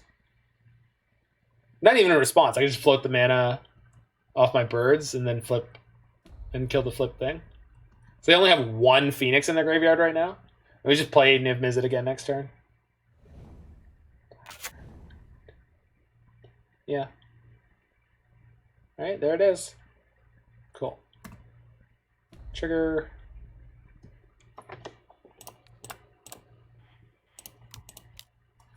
Pew.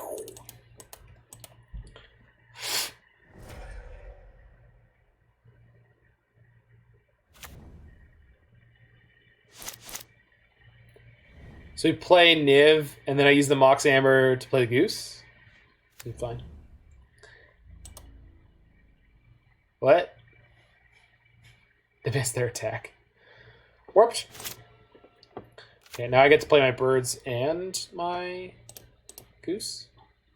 I should not have fetched there, because I just played Niv last turn. I put 9 non-Niv hits on the bottom of the deck.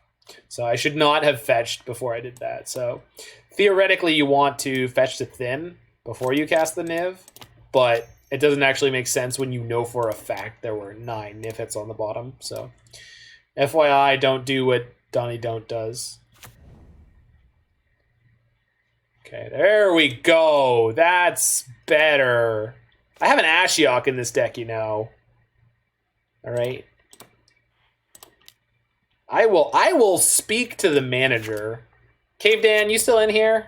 I want to talk to you about this Niv Mizzet. I think I deserve reimbursement for my emotional grief here. I was promised a statistically significant percentage of the time I'd be drawing 3 cards with Niv Mizzet. What is this? You telling me Mordikaiser, the Mordikaiser would have handed me a deck that was poorly built?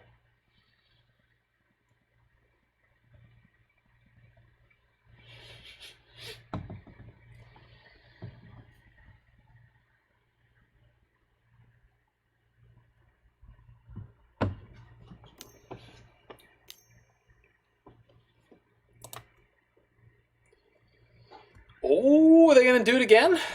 Hold on, folks. We're going to do it again. They're going to flip their Phoenix, or their thing in the ice, before combat. It has Summoning Sickness. Their Phoenix has haste.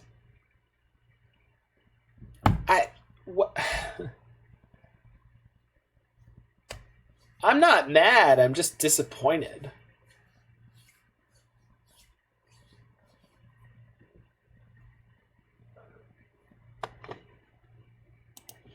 Playing at a glacial pace over here.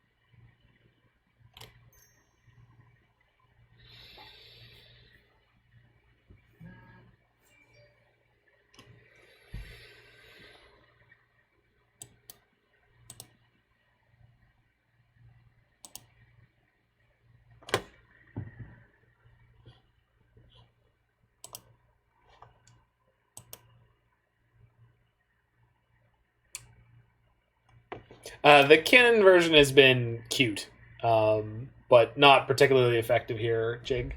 But it's fine. I mean, it's been a time.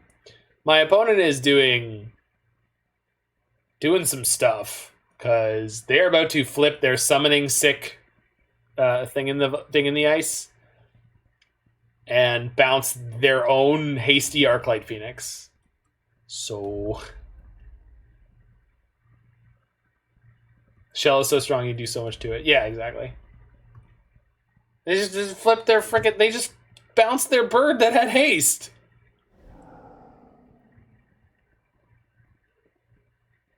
Oh, there's a Bedlam Raveler in the deck. I forgot about that. I love this card so much. Words cannot describe. Alright, so you're summoning sick Awoken Horror. Does what? I don't... Like, Jesus, dude.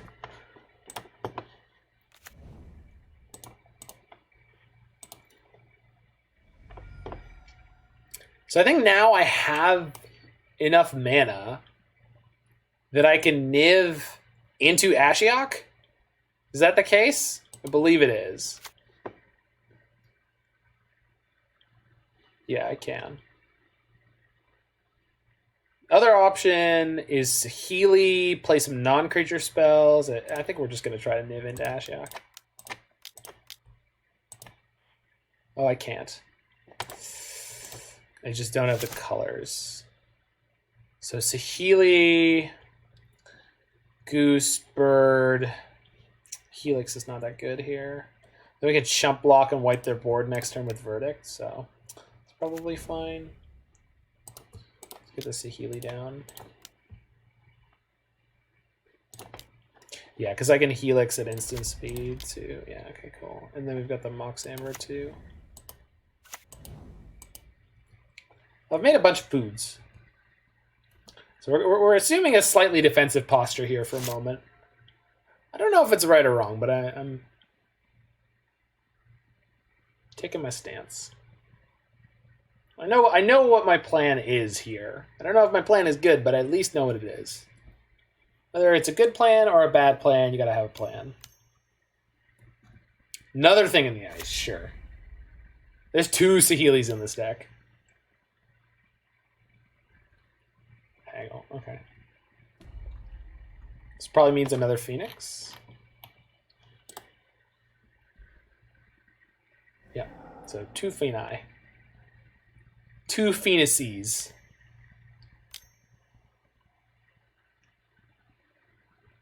Manmorphos, sure.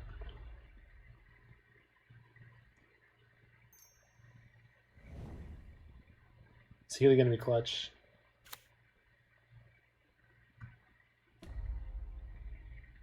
But I really do appreciate you, Pensewer, for going into the 60 card version, because I've just been enjoying the 80 card version so much, and with Urza,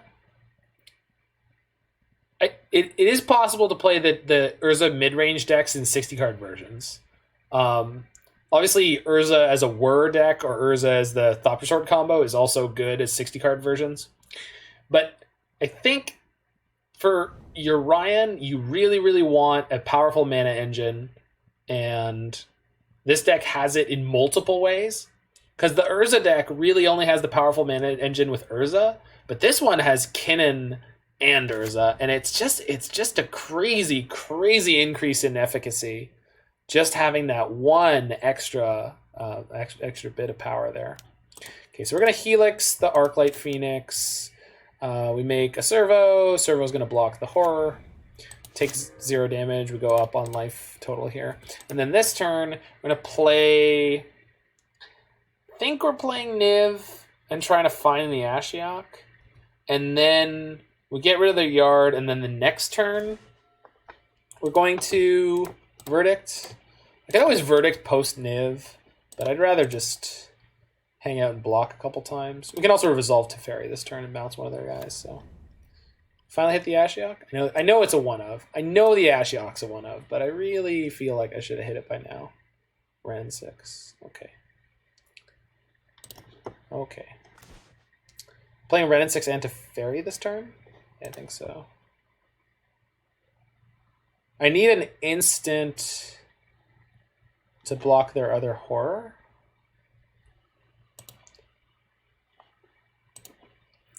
So I play Teferi and block or bounce the one Horror. Then I have Helix too. I can get an extra mana by using Saheeli on a Mox Amber, or Saheeli on one of my foods and making it into a Mox Amber. So we'll have 1, 2, 3, 4, 5, 6. 6 doesn't really get me much further.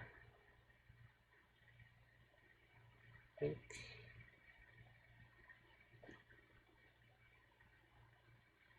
Why not Verdict? I was just really hoping to find the Ashiok, because then they wouldn't be able to keep bringing back these Phoenixes. I feel like I can just set up more before I Verdict. That's the thing. Maybe that's greedy.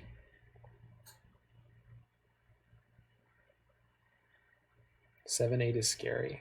Yeah, we are at 14. All right. I just didn't want to verdict my Niv. I guess I can play Urian. I can just play Urian this turn. Isn't that better? Shadow Spear came in super slow. Yeah, see, like the Shadow Spear has been really surprisingly good.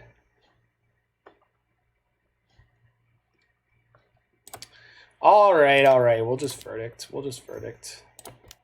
Safety strats, like a good speedrun marathon. Make a servo. Servo dies for the cause. Womp womp. That double thing in the ice down is pretty good. They only have one Arclight Phoenix going so far, which is like pretty spectacularly unlucky on their side of things.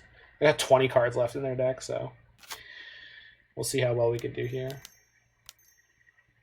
Yeah. Should probably buy my Kinnans. What is this? Merchant. Oh my god. Alright. Are they attacking the Saheeli? That's the real question. Do they have the biggest balls of them all? It's bound to become good eventually. Yeah, I do want to buy into my Kinnans. But I am conservative about how good Kinnan will actually like turn out to be like in the end. But I guess it doesn't even matter.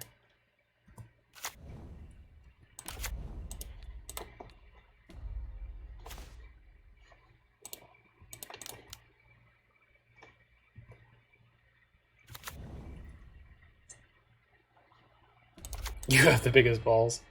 I'm quoting AC/DC. What land am I missing? Just the island? Yeah, just the island. Put that in. Play. No, fetch. I've got big balls. You've got big balls. She's got the biggest balls of them all. I think that's the actual quote, too. I think it does say she's got the biggest balls of them all. Any AC/DC... Any AC/DC fans in the audience can let me know. Are we good here for the turn? Yeah, all right, we're good here. I've got Helix for the bird, and I've got 3 blockers. It applies. Yeah, exactly. It's AC/DC, big balls. Let's see.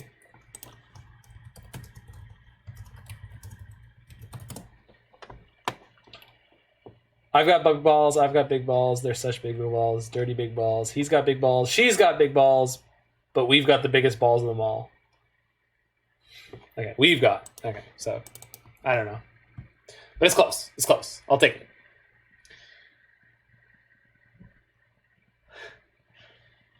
This is game 1, by the way. We've each burned 10 minutes of clock here. Opponent is down to 18 cards.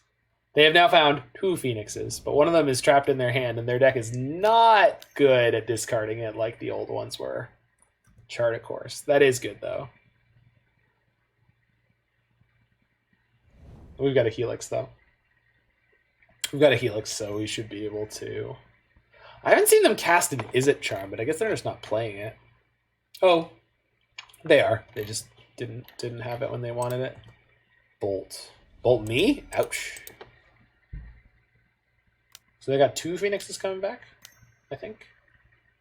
Because they're going to activate their Merchant, I think. Yeah.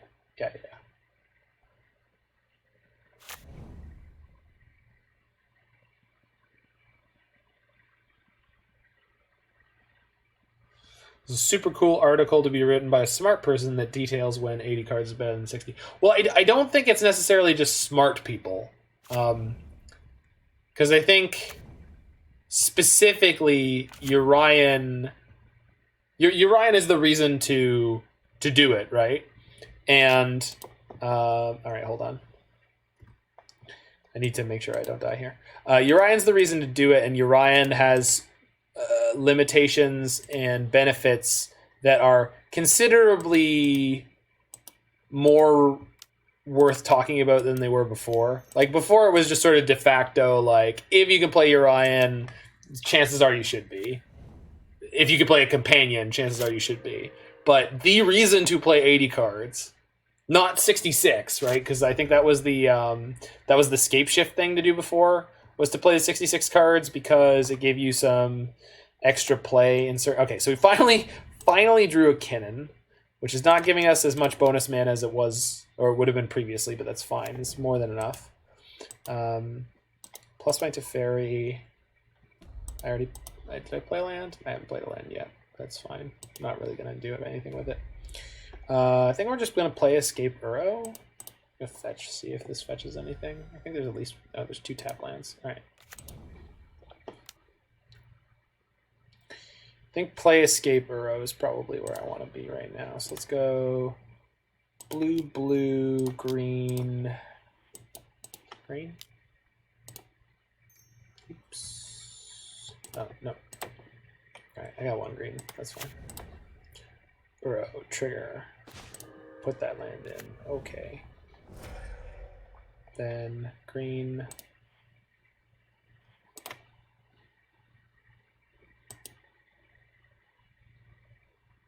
Huh. Oh, I thought it was escaping it on the front side. I am being sloppy right now. It's cool. I still got a Helix.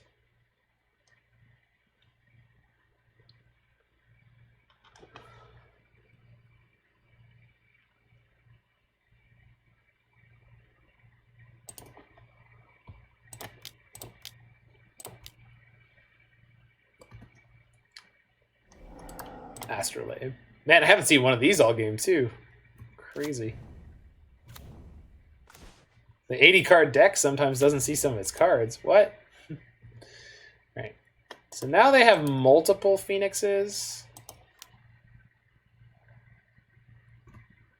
Oh, I can cast the Uro now though. But then am I low enough that I die to triple Phoenix? I am. Helix, on the other hand, buys me more time. Plus, I have enough mana to crack a food, so we're just going to hang out. Okay. Teferi in play ensures that once they go to combat, they can't just beat me. So even if they find their 4th Phoenix here and get it into play and attack me with it, we survive. Which is a pretty good feeling.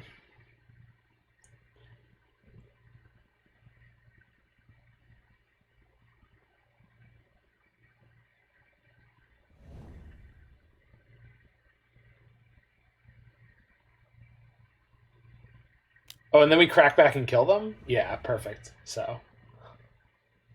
Warp.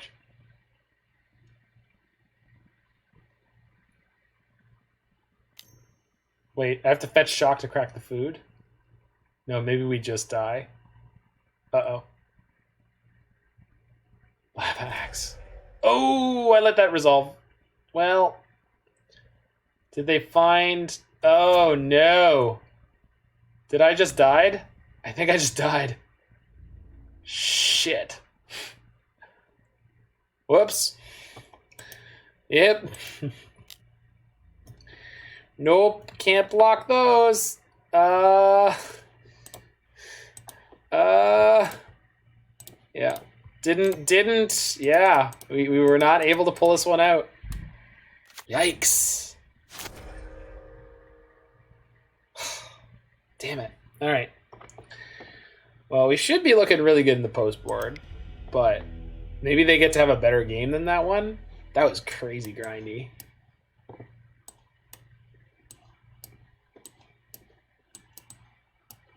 Okay, so we're very much on the same kind of game plan against them that we were against Storm. So hopefully we don't get trashed as hard.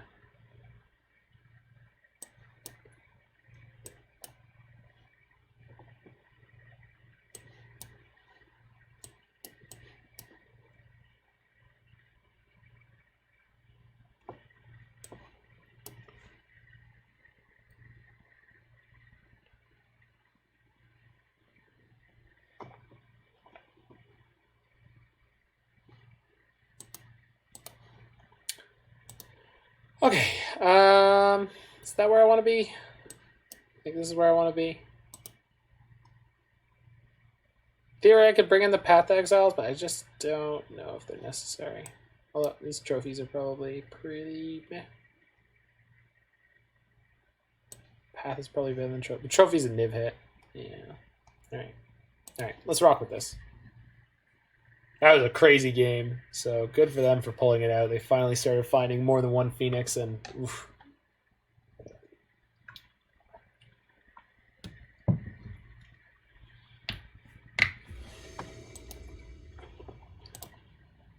Okay, let's not mulligan into Oblivion. Well, that's not a good start.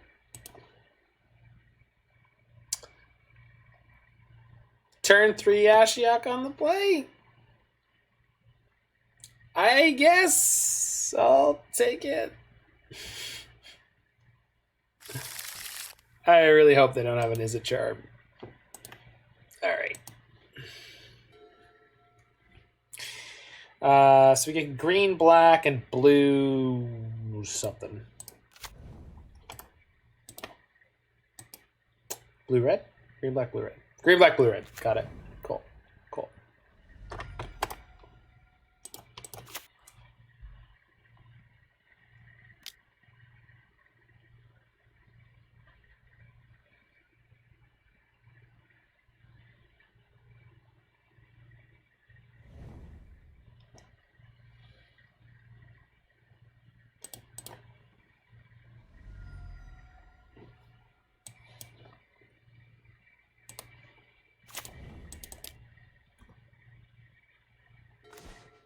Perfect draw.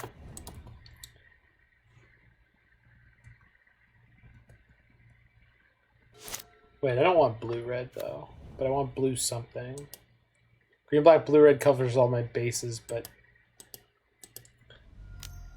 Oh, thank goodness.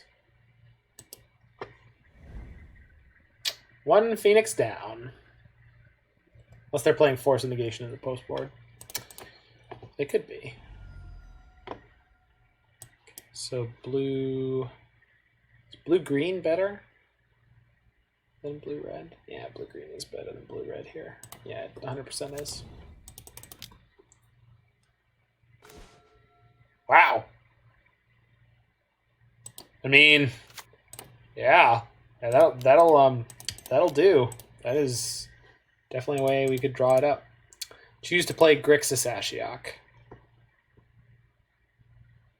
Don't force me. Yeah, that's a good opponent. We are going to mill them because we could hit more Phoenixes, hit a thing in the ice. They're generally very threat light, so it is possible for them to do a whole Phoenix flipperoo in one turn. So we'll see. Because they could go like Serum Visions, Haggle, 1 mana spell. Serum Visions, Manamorphose, Haggle, like any of those. So Bolt, yikes. Haggle, 3rd card Haggle. Bolt again. Alright, I'll take it. I will take that one. So we got the BTL or Niv-Mizzet next turn. Alright. The Gyre Titan fun thing was fun. The Kinnan Niv deck has been hobbling along. It hasn't really been exciting in any way. It's been very, very slow and grindy, which I don't mind, but slow and grindy and unimpressive, which is... It's gotta be Jace, right?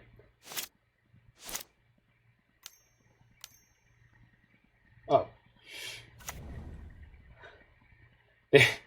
They didn't turn into a mid-range deck. All right. Am I gonna go Bring to Light for Kaya's Guile and just make them sack this and wipe out their graveyard? Because I feel like that's pretty good. I have to get my colors right. So we've got black, blue, red. So this could be green, no problem. Or it could be white. And I would, in theory, need double white for Verdict, but I also black, green. But, oh no, this is gonna be white for the Niv, so I know I want the Stomping Grounds. So, okay, cool. Okay.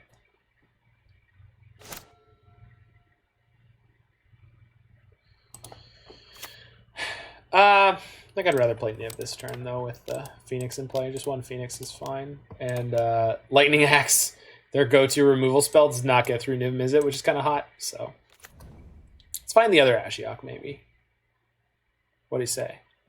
Let's do it, Niv. Trigger. Heyo! That's a winner.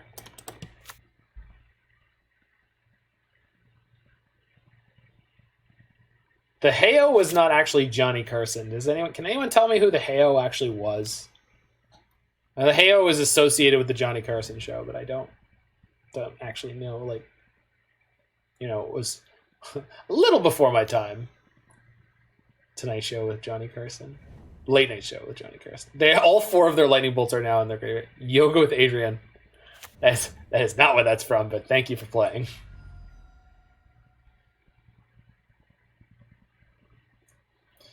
Once my body can touch the ground again, I will be very happy to do some yoga. Serum Visions. All right. They have now cast their 3 spells. They're playing Aether Gust in the post board. That's spicy. My next turn is going to be Teferi into Kaya's Guile, which is kind of gross. So we got that going for us. Can I do that? No, I don't have the double white. If I'd gotten that Sacred Foundry, I'd be fine.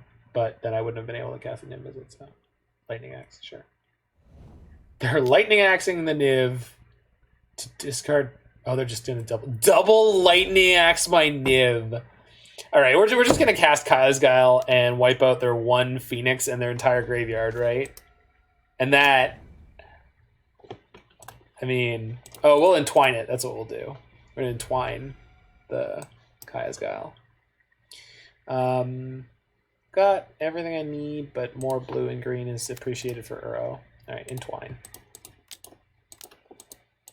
I love entwining this card. Hey, you. I think you lost. I'm not sure, but it's possible.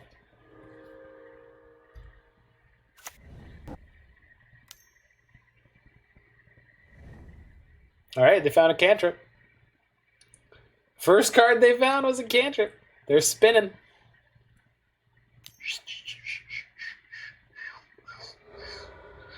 All right, Fiery Islet. Draw another. Are you dead? They're not scooping. They're not scooping. Black or green? Black's probably fine. Black, white. Yeah, we'll get red. Get extra red. Oh no. Opt. Sure. Give them ice cream. No, they do not deserve it. They'll have to scoop.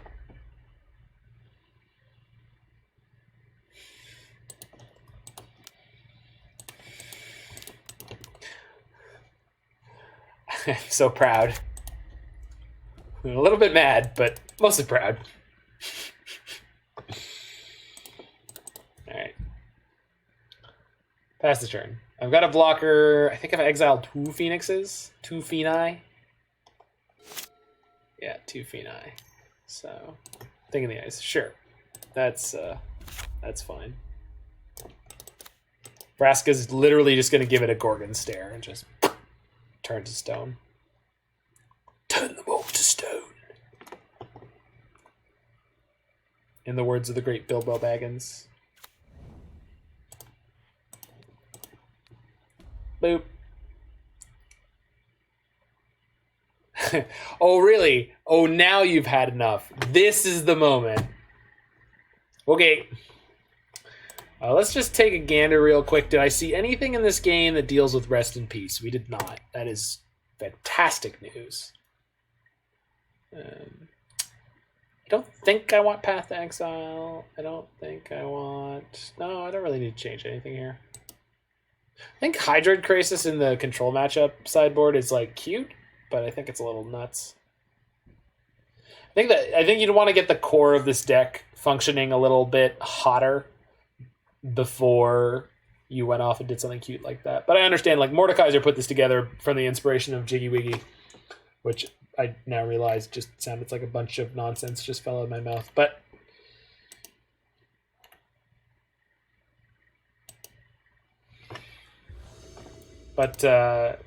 definitely could benefit for some iteration.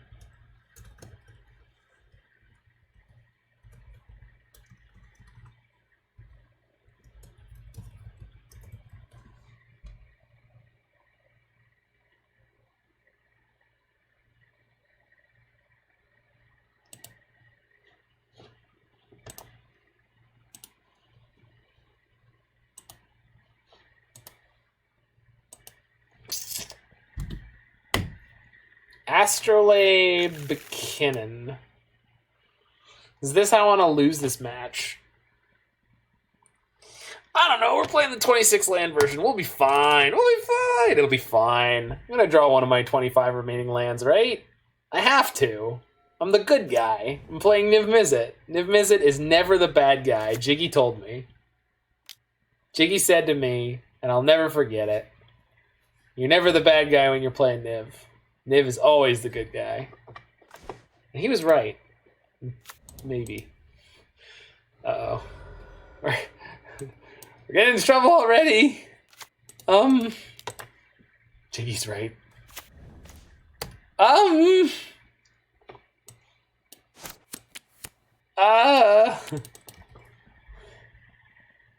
It's gonna be fine, right? I was told. We're gonna top deck a Mox Amber. It's all a part of the story. No! No! No! Discard to hand size. Yikes! Each hero has their battle in conflicts. No, this is just going to be a sad, sad way to end this match of Modern. Or they die a horrible death, yeah. This is one of those Game of Thrones character endings.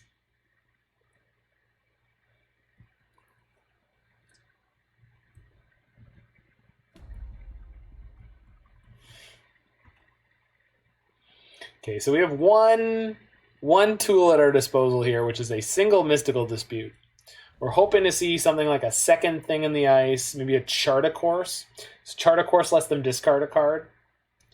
And ideally, we don't want them discarding a Phoenix here, because that's going to put even more pressure into play.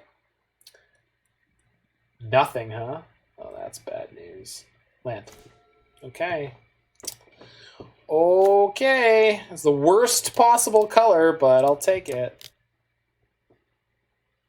That was the worst possible land in the deck, right? I think that was the worst possible land I could pick up there. God damn it. And there's a fuck you.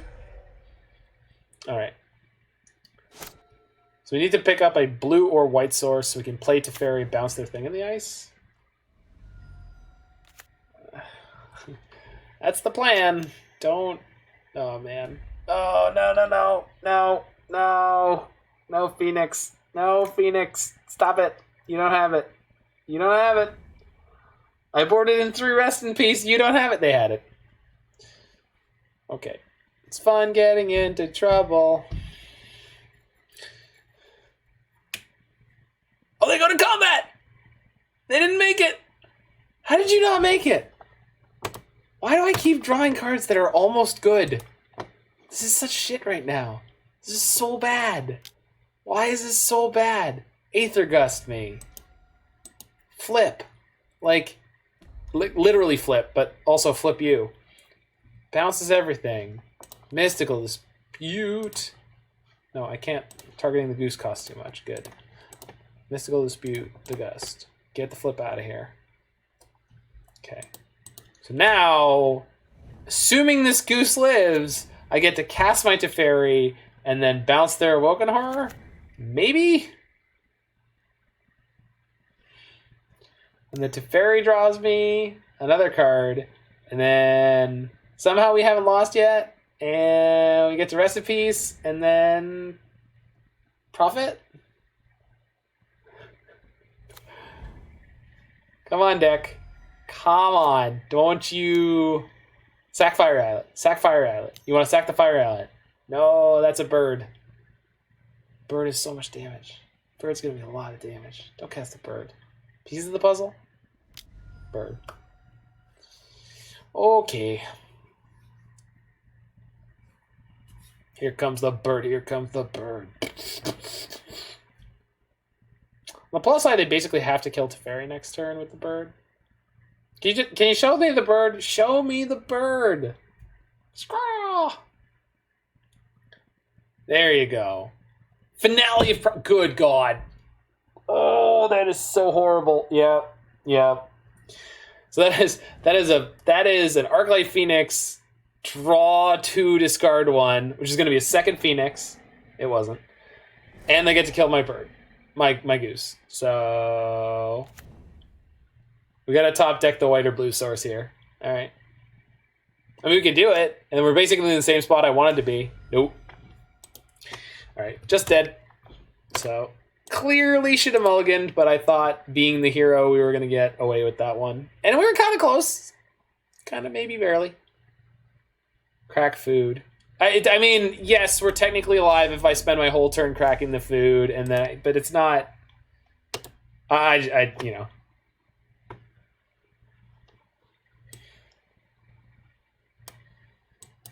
I don't think we're winning that game by sticking in there, and then we do get to play the Teferi. We get to bounce the thing in the ice, but they're just going to hit us and kill us. Like, we're too low, we're too far behind.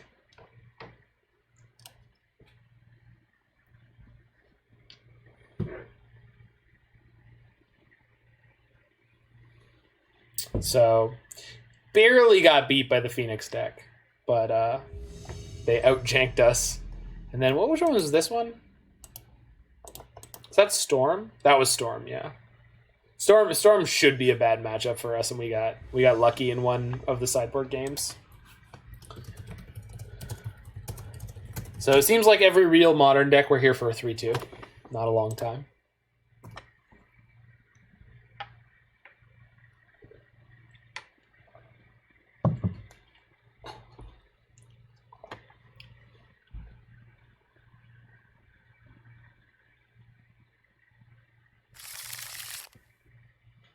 All right, we're keeping this one. This is way closer to being reasonable on the draw.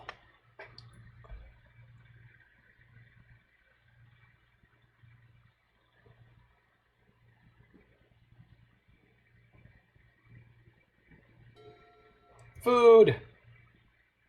Food. Temple. Yikes. Temple into nothing is nice. Sick. Alright. Things are looking up. Yeah, okay. So we're playing my 1/1 drop in my hand on turn 1. So that we don't get shut down by a turn 2 Chalice out of E-Tron. Opponent is on the Tronic.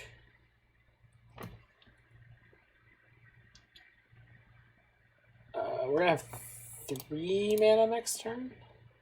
So we'll be able to cast the Saheeli after the Kinnan. Nice. I didn't need to play the Mox Amber out there at all, but actually they could. Okay, good. They could have had turn 2 Thought Not Seer off of Double Temple, and that would have been not the best. Probably. Oh, that's cool. We don't have any more zeros. Oh, they think we're on like an Urza deck. Sweet. Yeah, that's fair. But unfortunate for you.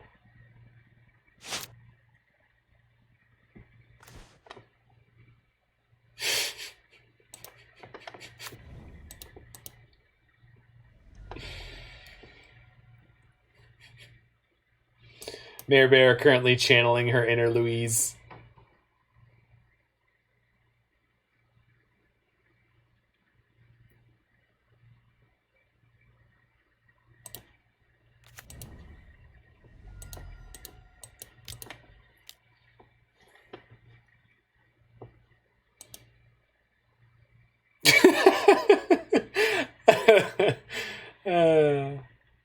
It is, yeah. As Bob's Burgers reference.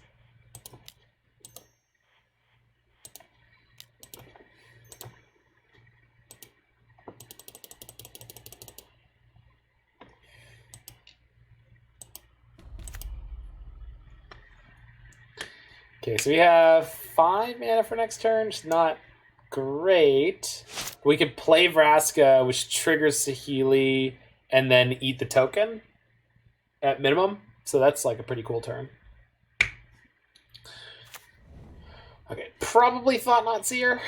Maybe Karn. Oh, Karn would be so bad for us. Well, fudge. Don't Karn me, friendo. Please. Tax this healing. Okay. Probably means no Karn, but it probably means there's a Thought-Knot Seer coming. Let's see.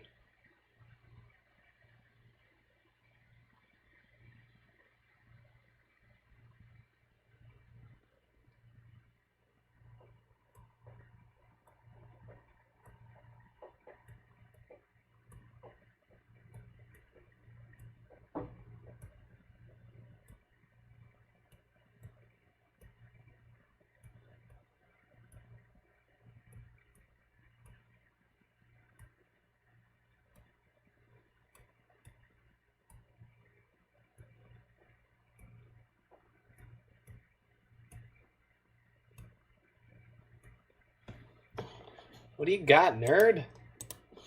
What do you got?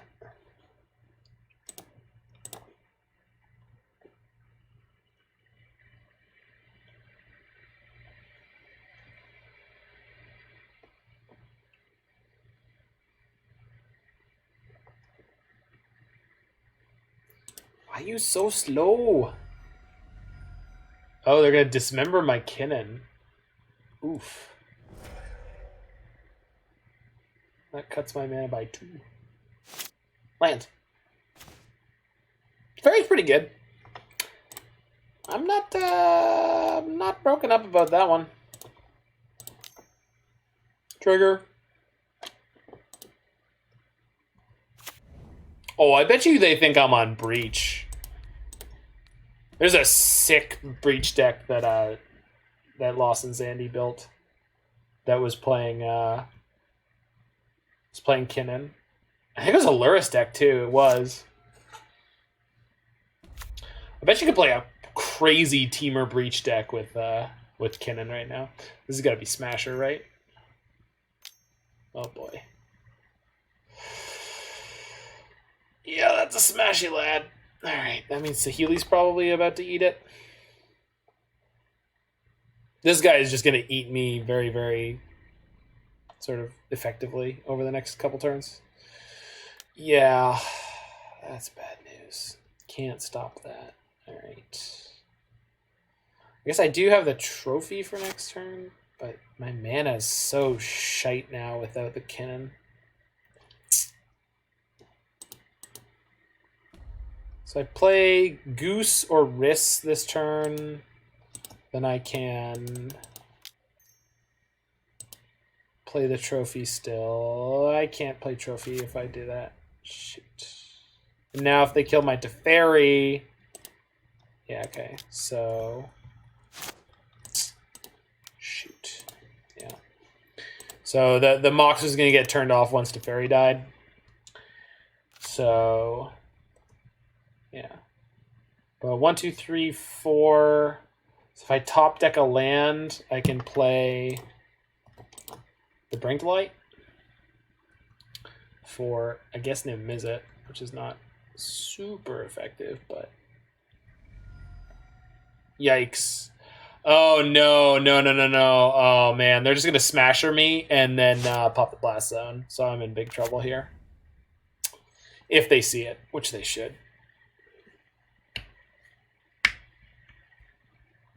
Can't imagine they miss it.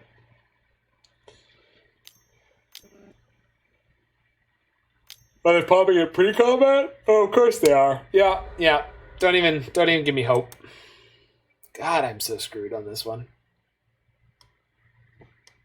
Smasher came in just the worst possible timing. Jeez. Oh, we were so close. Being on the draw here means we just got savaged. Oh, they attacked me? That's kind of okay. Weird. Weird twist of events. All right. So we do go down a card to trophy here, but no, I lost the Astrolabe. Shh. God damn it. Why is everything awful forever? Like, Jesus. There's another Smasher? Yeah, fudge it. All right, going to game 2. Oh my god, that was so savage.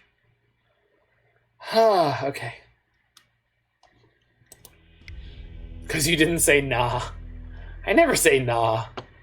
Wait, and I always fail. Got it. I see. Okay, so Kaya's Guile, Hydrid Krasis, and I guess Crumble. Let's see. 4 cuts, huh? So, yeah, Ashiok, definitely not great. I think Tamiyo's generally good, and Vraska's not, for sure. I like the Teferis. Wrenn and Six is not the greatest. Oh, Helix is not that good, huh? Maybe keep the Wrenn and Six. Or the Vraska.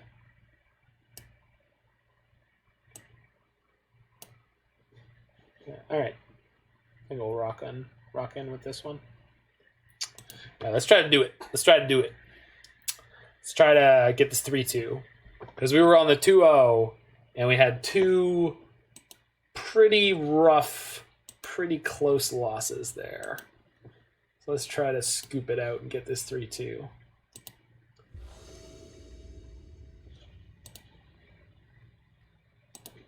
Would I like to play first? Yes, please.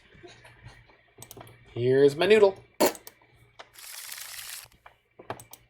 God, that hand is awful. All right, ship it. I mean, I guess.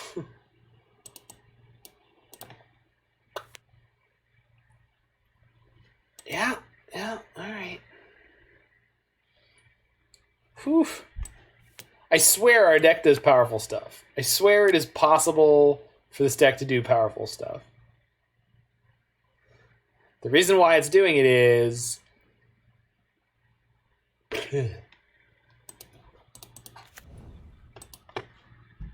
So it's the reason why it's not doing it.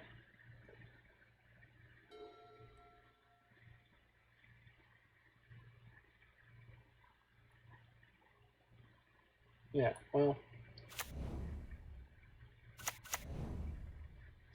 I think they think I'm on Breach, which is great. Really great. And I guess I didn't really play anything that would make them think otherwise, so... That's all me. So if I get Sacred Foundry plus Snow-Covered Forest plus... Yeah. Alright. Seems good. We got the Prophetic Prism coming down, so... That should bridge us very nicely into this game. So hand is pretty hot garbage. That's a terrible pickup. But maybe... Actually, is it? Well, at minimum, I could bounce the Chalice with Teferi and then play the Mox. Yeah. Okay, that might not be as bad as I thought it was.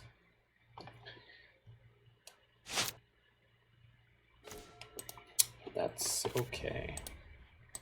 So I don't need any color right now. Let's get blue-red, though. No, I don't need double red. Blue-green is probably the best, because that gets me the closest to Uro.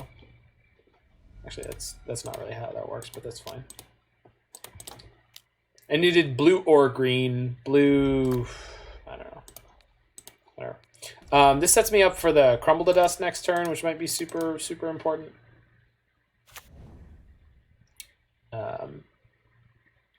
Or Niv-Mizzet if I top deck a land. Downside, of course, being that if they... No, they can't. Okay, good.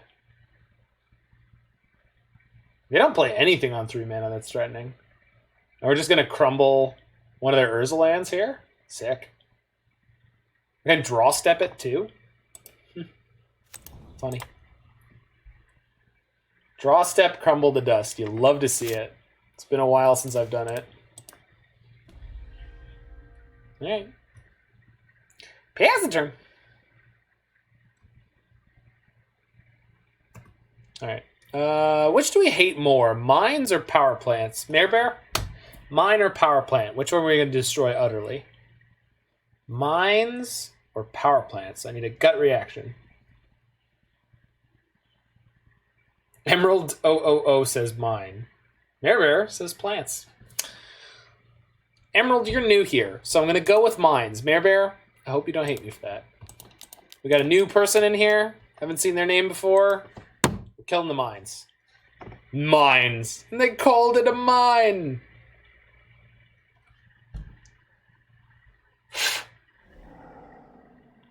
They did not have one in hand. But they didn't have a power plant in hand either, so everybody wins. Get them mines.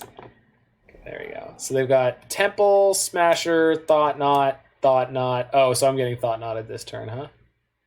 And then I'm getting Smashered next turn? Well, flip me sideways. Are you shitting me? That hand is insane. That hand is actually completely insane. And they must have drawn the Eldrazi Temple because they didn't play. Good God, that's so lucky. Wow. The good play is usually the one I do not suggest. Thank you, Emerald. But at the same time, we literally got to see their hand. It didn't matter, so. They should take... I don't know which one they should take here. Uro is, like, pretty threatening to their deck, but Niv-Mizzet coming down next turn would be really bad for them as well. If they take the Niv, I'm going to play Wrenn and Six into Uro next turn. Then they're going to get to Smasher me, which is going to be rough. So, we shall see.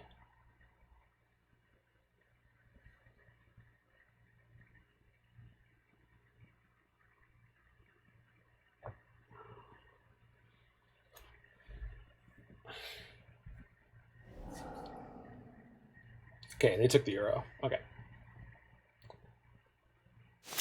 Land. Fudge! Okay, so Smasher is definitely coming down. I think I'm just supposed to play this Bloodbraid, which sucks because it just does not line up that well against what they're going to do. They have another Thought-Knot Seer in their hand, though. Like, how could I not draw one Mana Source here? That would have been so good. All right. So, Wrenn 6, pick up a land, play the Hydra Crisis is a 1/1. Chump blocks the Thought-Knot Seer. It doesn't draw me any cards. Like, yeah, all right. I'm going to play the Bloodbraid here. Hope we get lucky and flip something that is somehow relevant. I don't know what it could possibly be, but...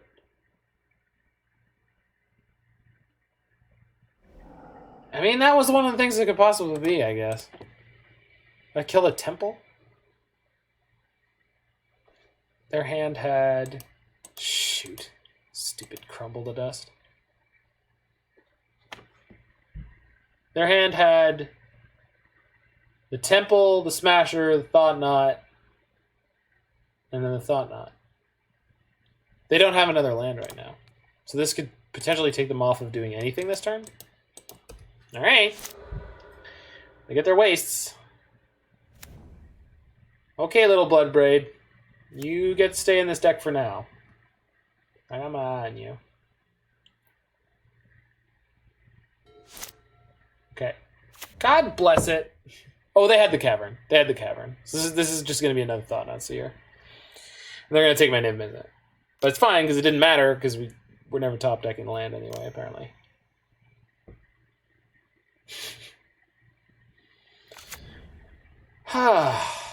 Four mana 4/4s that also are Thoughtseizes. Good God.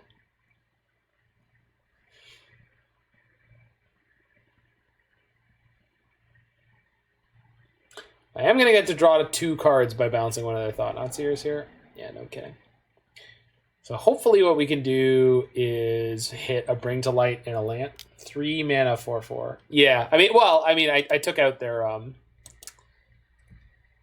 Temple, so they actually paid full retail for that. But you were right. Okay, I got 2 shots here at a Mana Source. Let's do it. Oh, but Teferi dying. Hold on. I have to tap this for mana before I Teferi. White or blue? White or blue? Doesn't really matter. Blue it is. No, white is better. I don't know.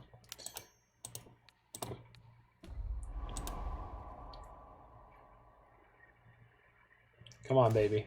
Come on. Don't do me like this.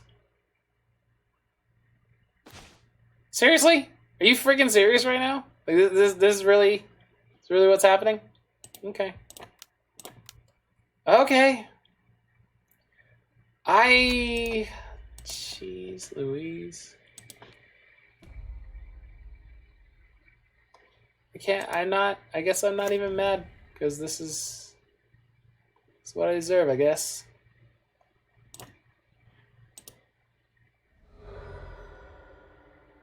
They have a Smasher in their hand still.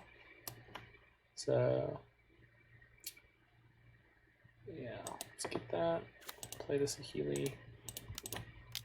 Alright, I got 2 Planeswalkers. But they are going to replay the Thought-Knot Seer and just eat my Bring to Light. So, and they're going to attack down my Wrenn and Six, so I don't get a land off of that. So, Jesus Christ. Okay, it's cool.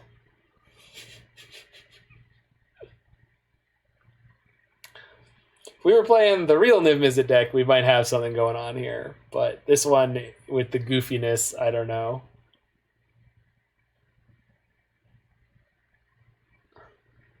I feel like Mr. Burns with the misfortunes thing. Someone had a super high quality GIF of it on the Simpsons Reddit. Hold on.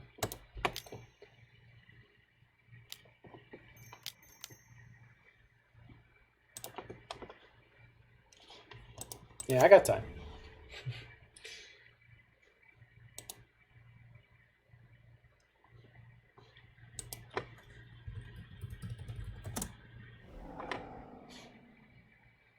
What?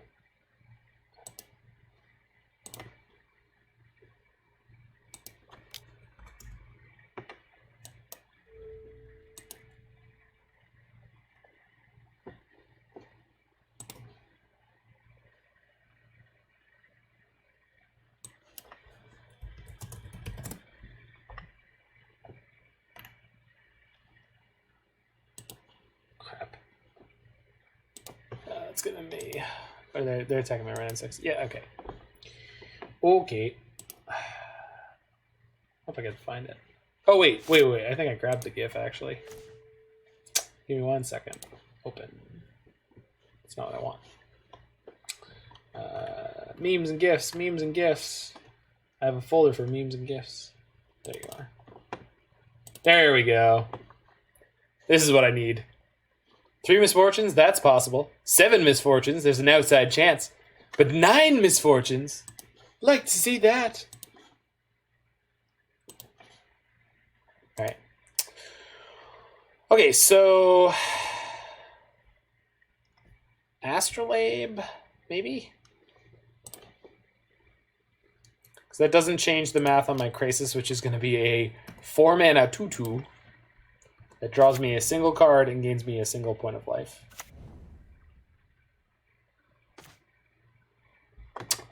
Alright, so Astrolabe.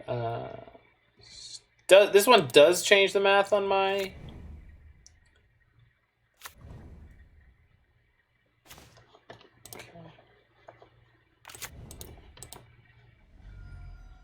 The question is, would I rather cast this Hydroid Krasis as a 2/2, or would I rather grab the Urian out of my sideboard?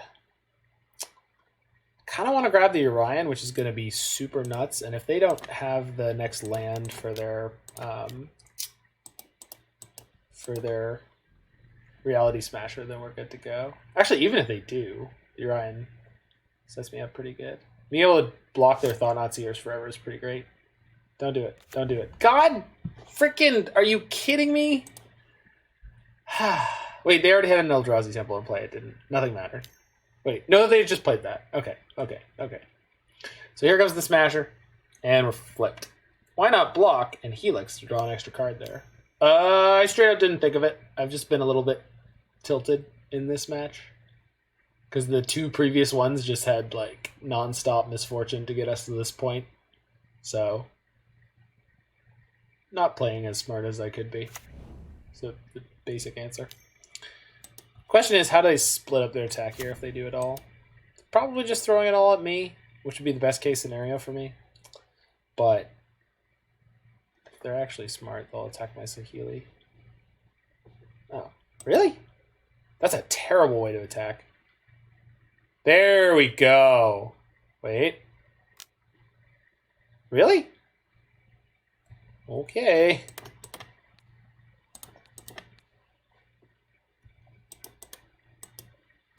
Do they know something I don't know? Probably.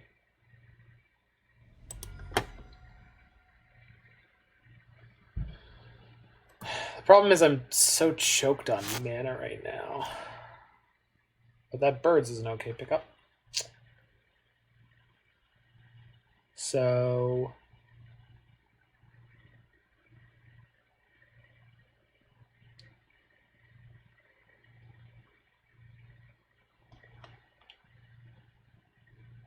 yeah. Can't cast this Crisis right. We're just casting Urian and birds this turn, I'm pretty sure. This doesn't really get me anywhere, but...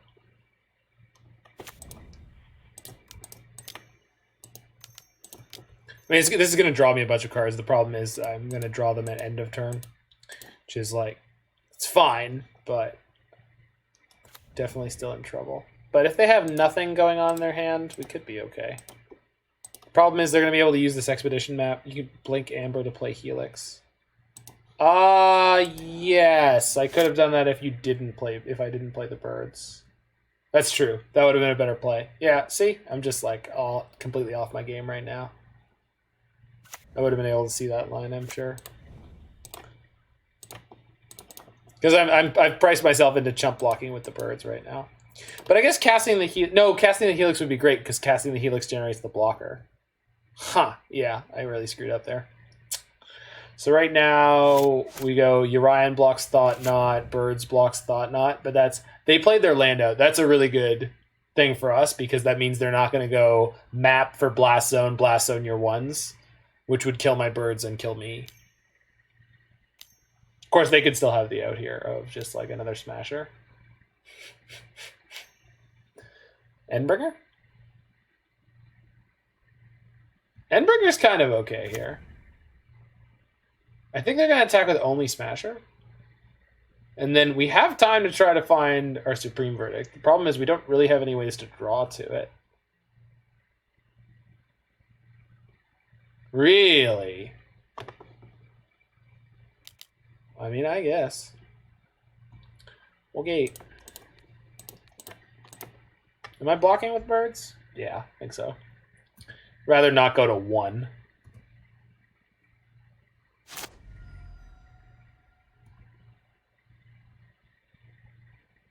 Okay. Bring the light. Do it now. Well, Kinnan gives me a lot more mana.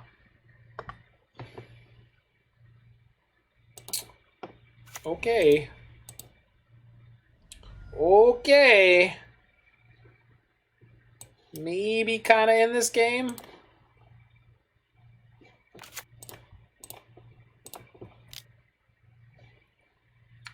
So 1, 2, 3, 4, 5, 6, 7, 8, 9 mana. Try to Kinnan into Niv. I don't think that's worth it compared to playing a 7/7 Hydroid Crisis that gains me 3 life and draws me 3 cards. I think that's way better, right? That's got to be better. Or we can do it as a 5/5 that gains me 2 life, draws me 2 cards. We have Helix up still. Yeah, Quasis is a good card. Problem is the way I have to tap my mana. I can't really do it the way I described there. So 5/5? Yeah, I think so. And then we'll just save the Helix for next turn.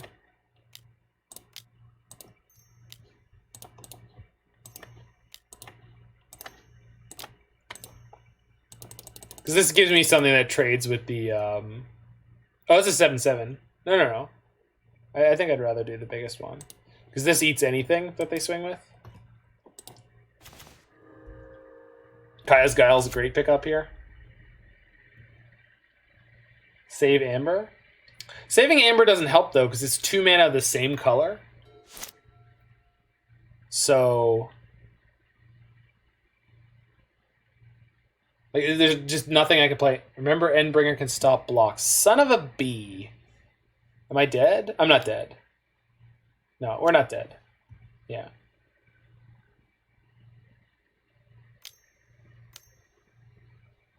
Unless this is another reality smasher? Oh my god, they didn't.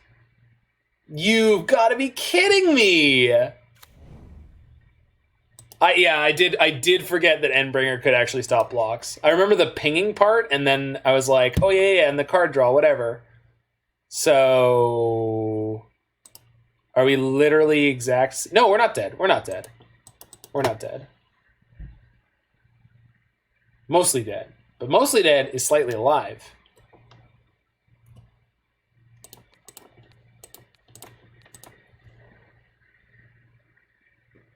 So we're still kind of in the...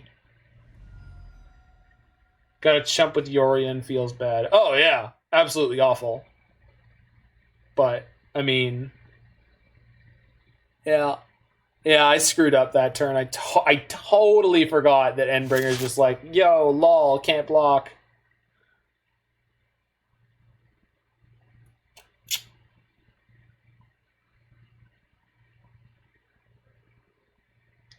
So, well, there's another Kinnan, so that's kind of good. Play double Helix, kill the Endbringer. So let's play Kinnan first. Double Helix kills the Endbringer. And then Kaya's Guile messes up the... Yeah, okay, cool. So, red, red. White, white. Red, red.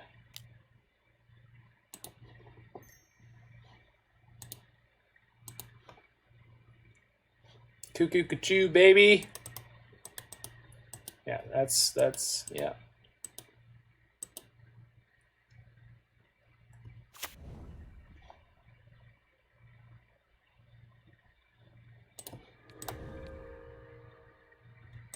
Whee! Alright, what would you like to ping? Servo? Can ping a servo?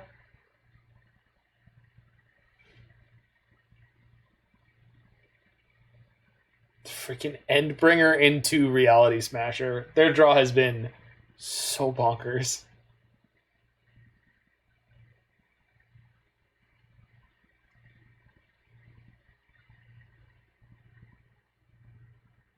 How are we not dead yet? I agree with you. The Niv deck is just being scrappy as shit.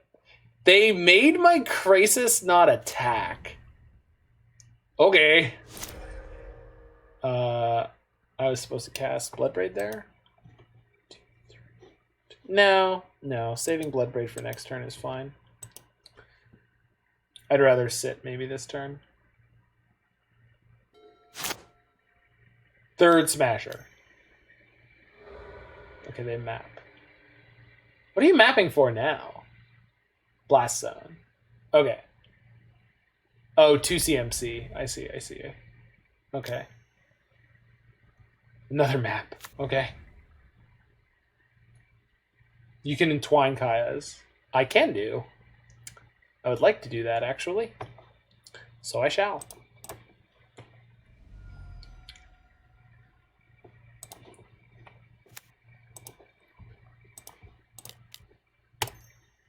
Cast with Entwine. Whee! Do-do-ba-do-bo-bo-do. Be-dee-dee-dee-dee-dee-dee-be-dee-be-dee-be-dee-be-dee-be-dee-be-dee. Be-dee-be-dee-be-dee-be-dee-be-doo. The best thing here is they're like, well, I want to sack the Reality Smasher, but then I want to sack the Thought-Knot Seer. But then they sack the Thought-Knot Seer? Dude, you're giving me a card. You just gave me a card. There's nothing more valuable in this game than cards. Drawing cards is how you win. I'm pretty sure of it. All right, whatever. So I'm gonna play this Bloodbraid before combat. Hold on. Okay, we're gonna use these for it. So tap for green, tap for red, Bloodbraid. Flip the good shit. Killing your opponent is how you win. I disagree. Pretty sure it's just drawing cards. I don't follow. Okay. We'll play Teferi. Man, I got a lot of servos, huh?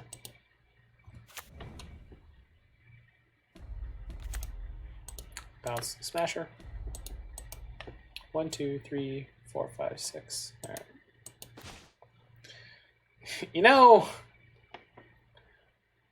I'm sure one of these days I'll draw relevant cards. Okay, so if they get second Smasher, if they blast zone X equals 2, they kill Krasis plus Kinnan. And then I have 1, 2, 3, 4, 5, 6, 7, 8 toughness right now. I want to get some attacks in with this before it gets blast zone, because I'm like, yeah, you're cranking? Sure. Actually, next turn they can't sack the blast zone. And oh no, they could fetch up their missing Tron piece first. We're still so close to losing this. My God. But we did get the backup Kinnan, which is great because they're blast zoning for 2 right now, and it basically kills nothing.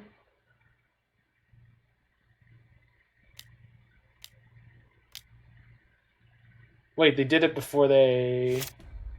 No, they can still get the last Tron piece, and then play Smasher, or are they just playing Smasher? They're just gonna play Smasher. Wow! What is with their ability to hit the Thought-Knot Seers when I have like 1 relevant card in hand? Jesus Christ. Does Ulamog do it for them? That's a good question. It would eat my Saheeli plus something, which would be pretty bad for me. All right, 1, 2, 3, 4, 5. Actually, this is not the best way to do this. This is much better. I'll take 1. Okay. E-Tron rarely runs Ulamog. True. Yeah, I think that's more accurate.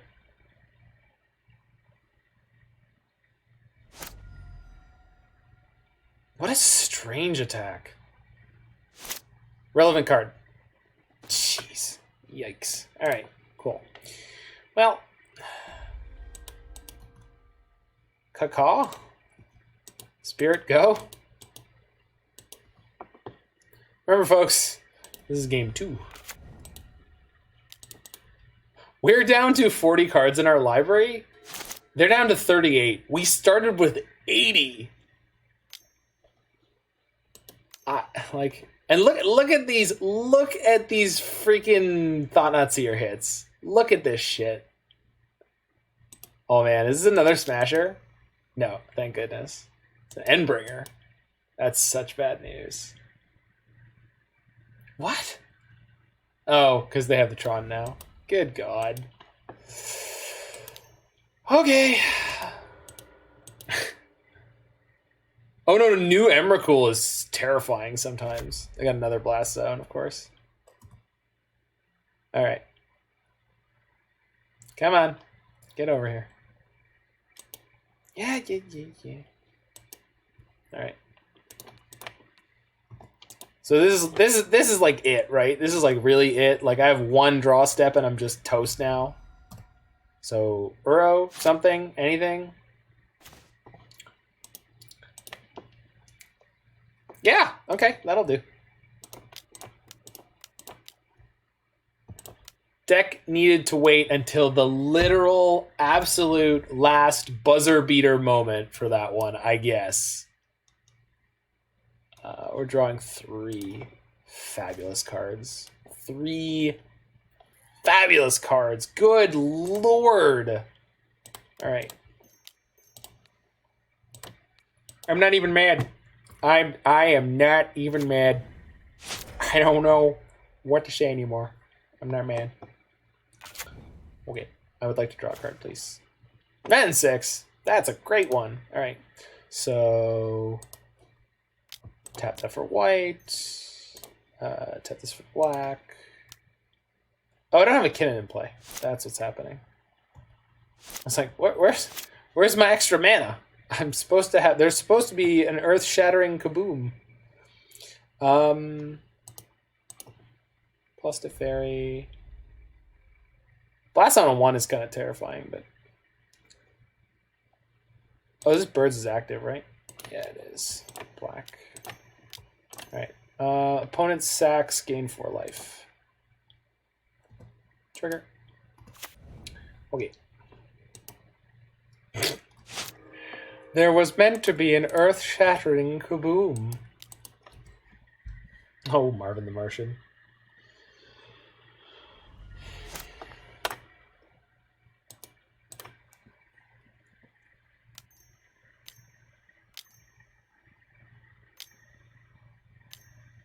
All is dust. Oh. Big Emrakul? Oh. Ow. Okay. We've lost the Martian. Yeah.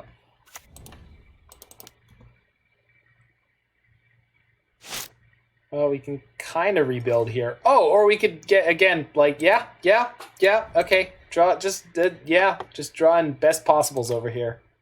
I have no objection.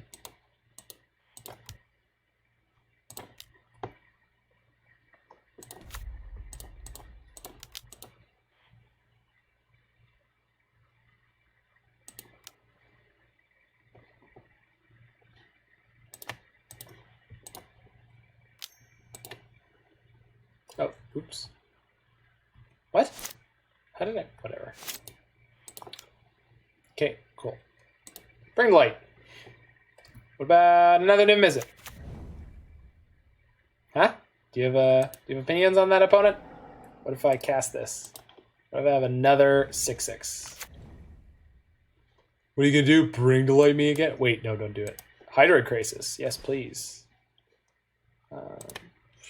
Red, green, Wrenn and Six. Deck liking us now, I guess. Jesus.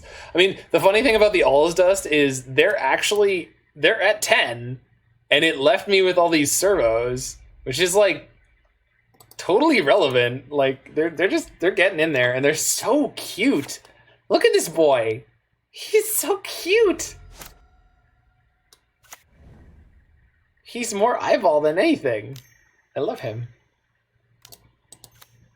Untilted. Yeah, I'm definitely a little bit untilted here. Okay, was it Walking Ballista? Is this Chris? Oh, hey, Chris. How's it going? Yes, hello. It is Christopher, the Walking Ballista. He's coming on in. He's gonna get you and shoot you with small tines. Maybe some forks and knives. Just boop, boo, bop, boop, ba-deep. Alright. Let's just swing with everything, and then you gotta go block, shoot, and then we play Hydroid Crisis for as much as we can, and it should be over.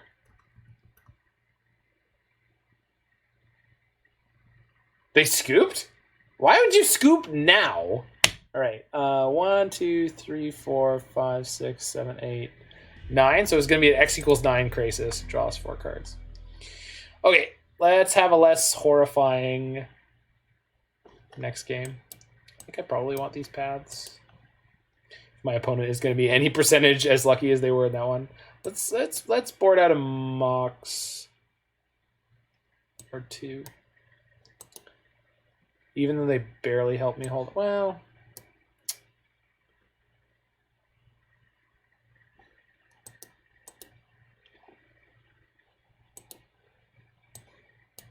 all right, let's go this way. That was lethal. No, it wasn't lethal.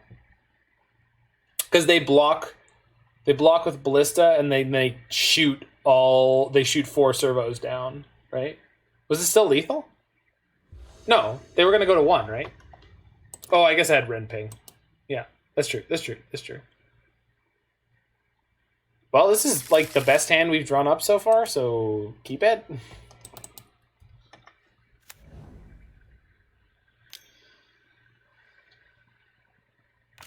Okay.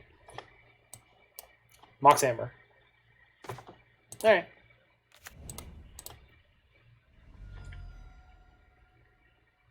So green, red. Yeah. Green, red, and then blue. No. Green, red, and then blue something.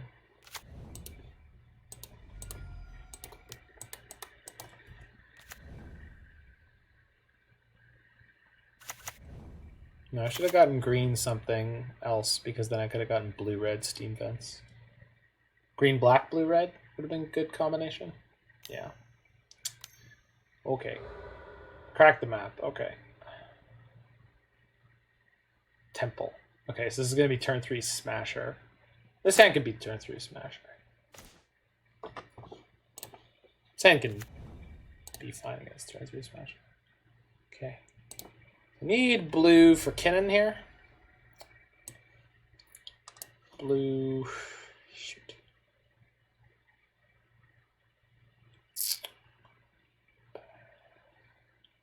Yeah, I screwed up the mana. I'm just not used to the mana in this deck, but that's fine. So green, blue, play the Kinnan. Goose could play the Prophetic Prism, which gives you 1, 2, 3 mana for next turn. Or if I rip a land, we can just straight up Bring to Light next turn. Just don't know which one's better. Probably need to make the decision reasonably fast. I think I'm going to play the Prophetic Prism because it gives me a good chance to draw a card here. We will draw a card with this. Okay. Not a good draw, but maybe we hit the land this turn. This has got to be Smasher. Yeah. What? I love that they tapped one of the Eldrazi temples for the actual, just for the colorless. Because they were like, wait. Hold on. But what if? Wait, but I get to Teferi this turn if I want to? So that's kind of hilarious. And just draw 2. And then they can Thought on me again, but I'm going up a card, and then I'll have a Teferi in play. I'll take it.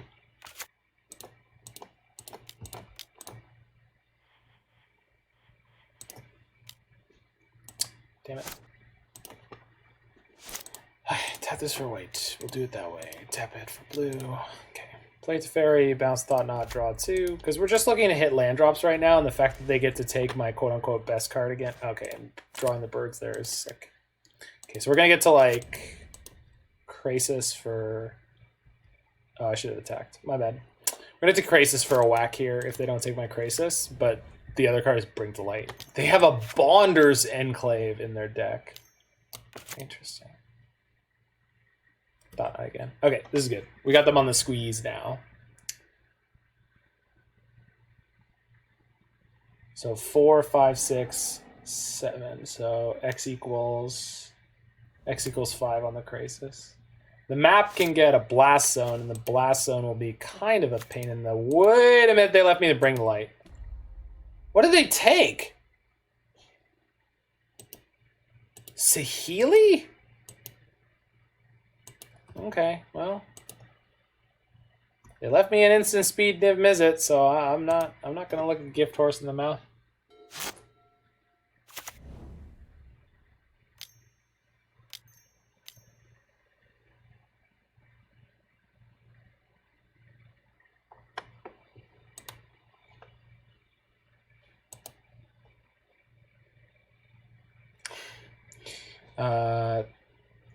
I think we just Bring to Light now.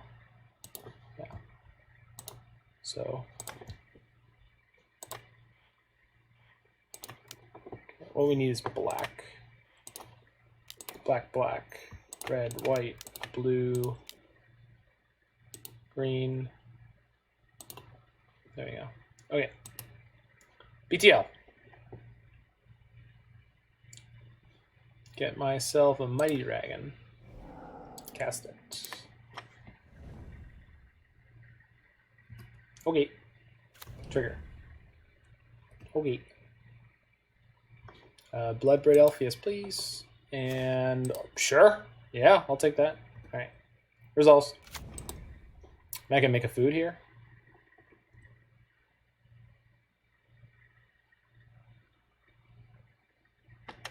So the real problem here is going to be trying to win this game, but with the time limit. Back the map? Sure. What are you getting? Or is this mine? But they don't even have a power plant in play. I wonder why they did that. Okay, so they will not attack. Sure. Cool. Tomb. Sure. Let's shock it because I think I can. Attack for 6. Plus Teferi. Black.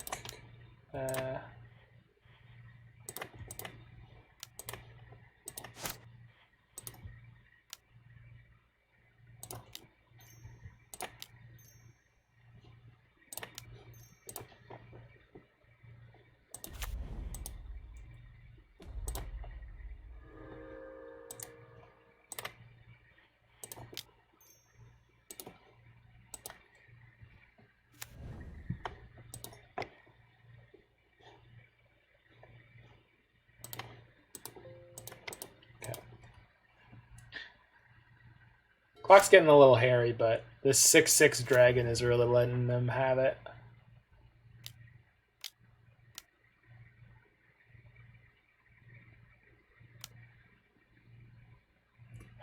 Sure. Good luck.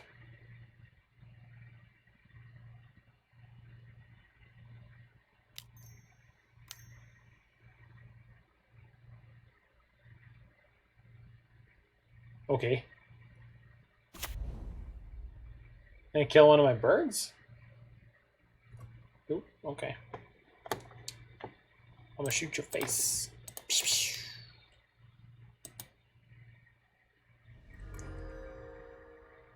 I think we're gonna try to kill them right now. Bounce thought not. Okay. Yeah, I think we're just gonna kill them now. Wrenn and Six, ping. Ballista. Yeah, we got him. Wow, they missed their window there. Okay, so we got the match here. They screwed up, but we got the match here. Birds. Wow.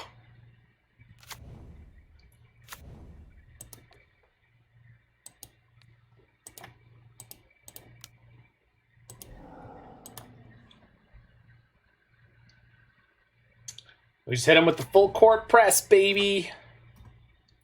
Attack step, can that, crack you for 11, get him, boosh. All right, so super tilting couple of games / matches there, all going the absolute barn burner right to the ending. So some wackiness ensued. So a night of 3-2s on Wacky Wednesday. That's about as good as you can expect. But that was pulling teeth to get through. I don't know if these Saheelis are worth it in this deck, but there were some games where they were pretty good. I am generally not a believer in Bloodbraid Elf in Niv-Mizzet decks, so if I was to go over this again myself, I don't know what I would or would not play, but I'm not sure how many of the elements in this deck I would keep the way they are. This is definitely something wild and crazy you could do, and I want to thank Mordikaiser so much for coming up with a fantastic list. That said, we are going to be back tomorrow evening with some more wonderful modern content for y'all. We're going to be playing probably some good quote-unquote decks. There was an Iceberg deck that's a blue, black, red, and green deck, control deck from the Challenge that I believe I would like to play. And a couple of other cool, good ones, since I didn't get to playing any of the competitive decks out of that challenge earlier this week. Also could be playing the Sultai deck by Gabriel Nassif. With all that out of the way, it's almost 1:30 in the morning here, so I'm going to wrap up the stream, get some shut-eye. I want to thank everyone for coming on out, and I will see you later this week.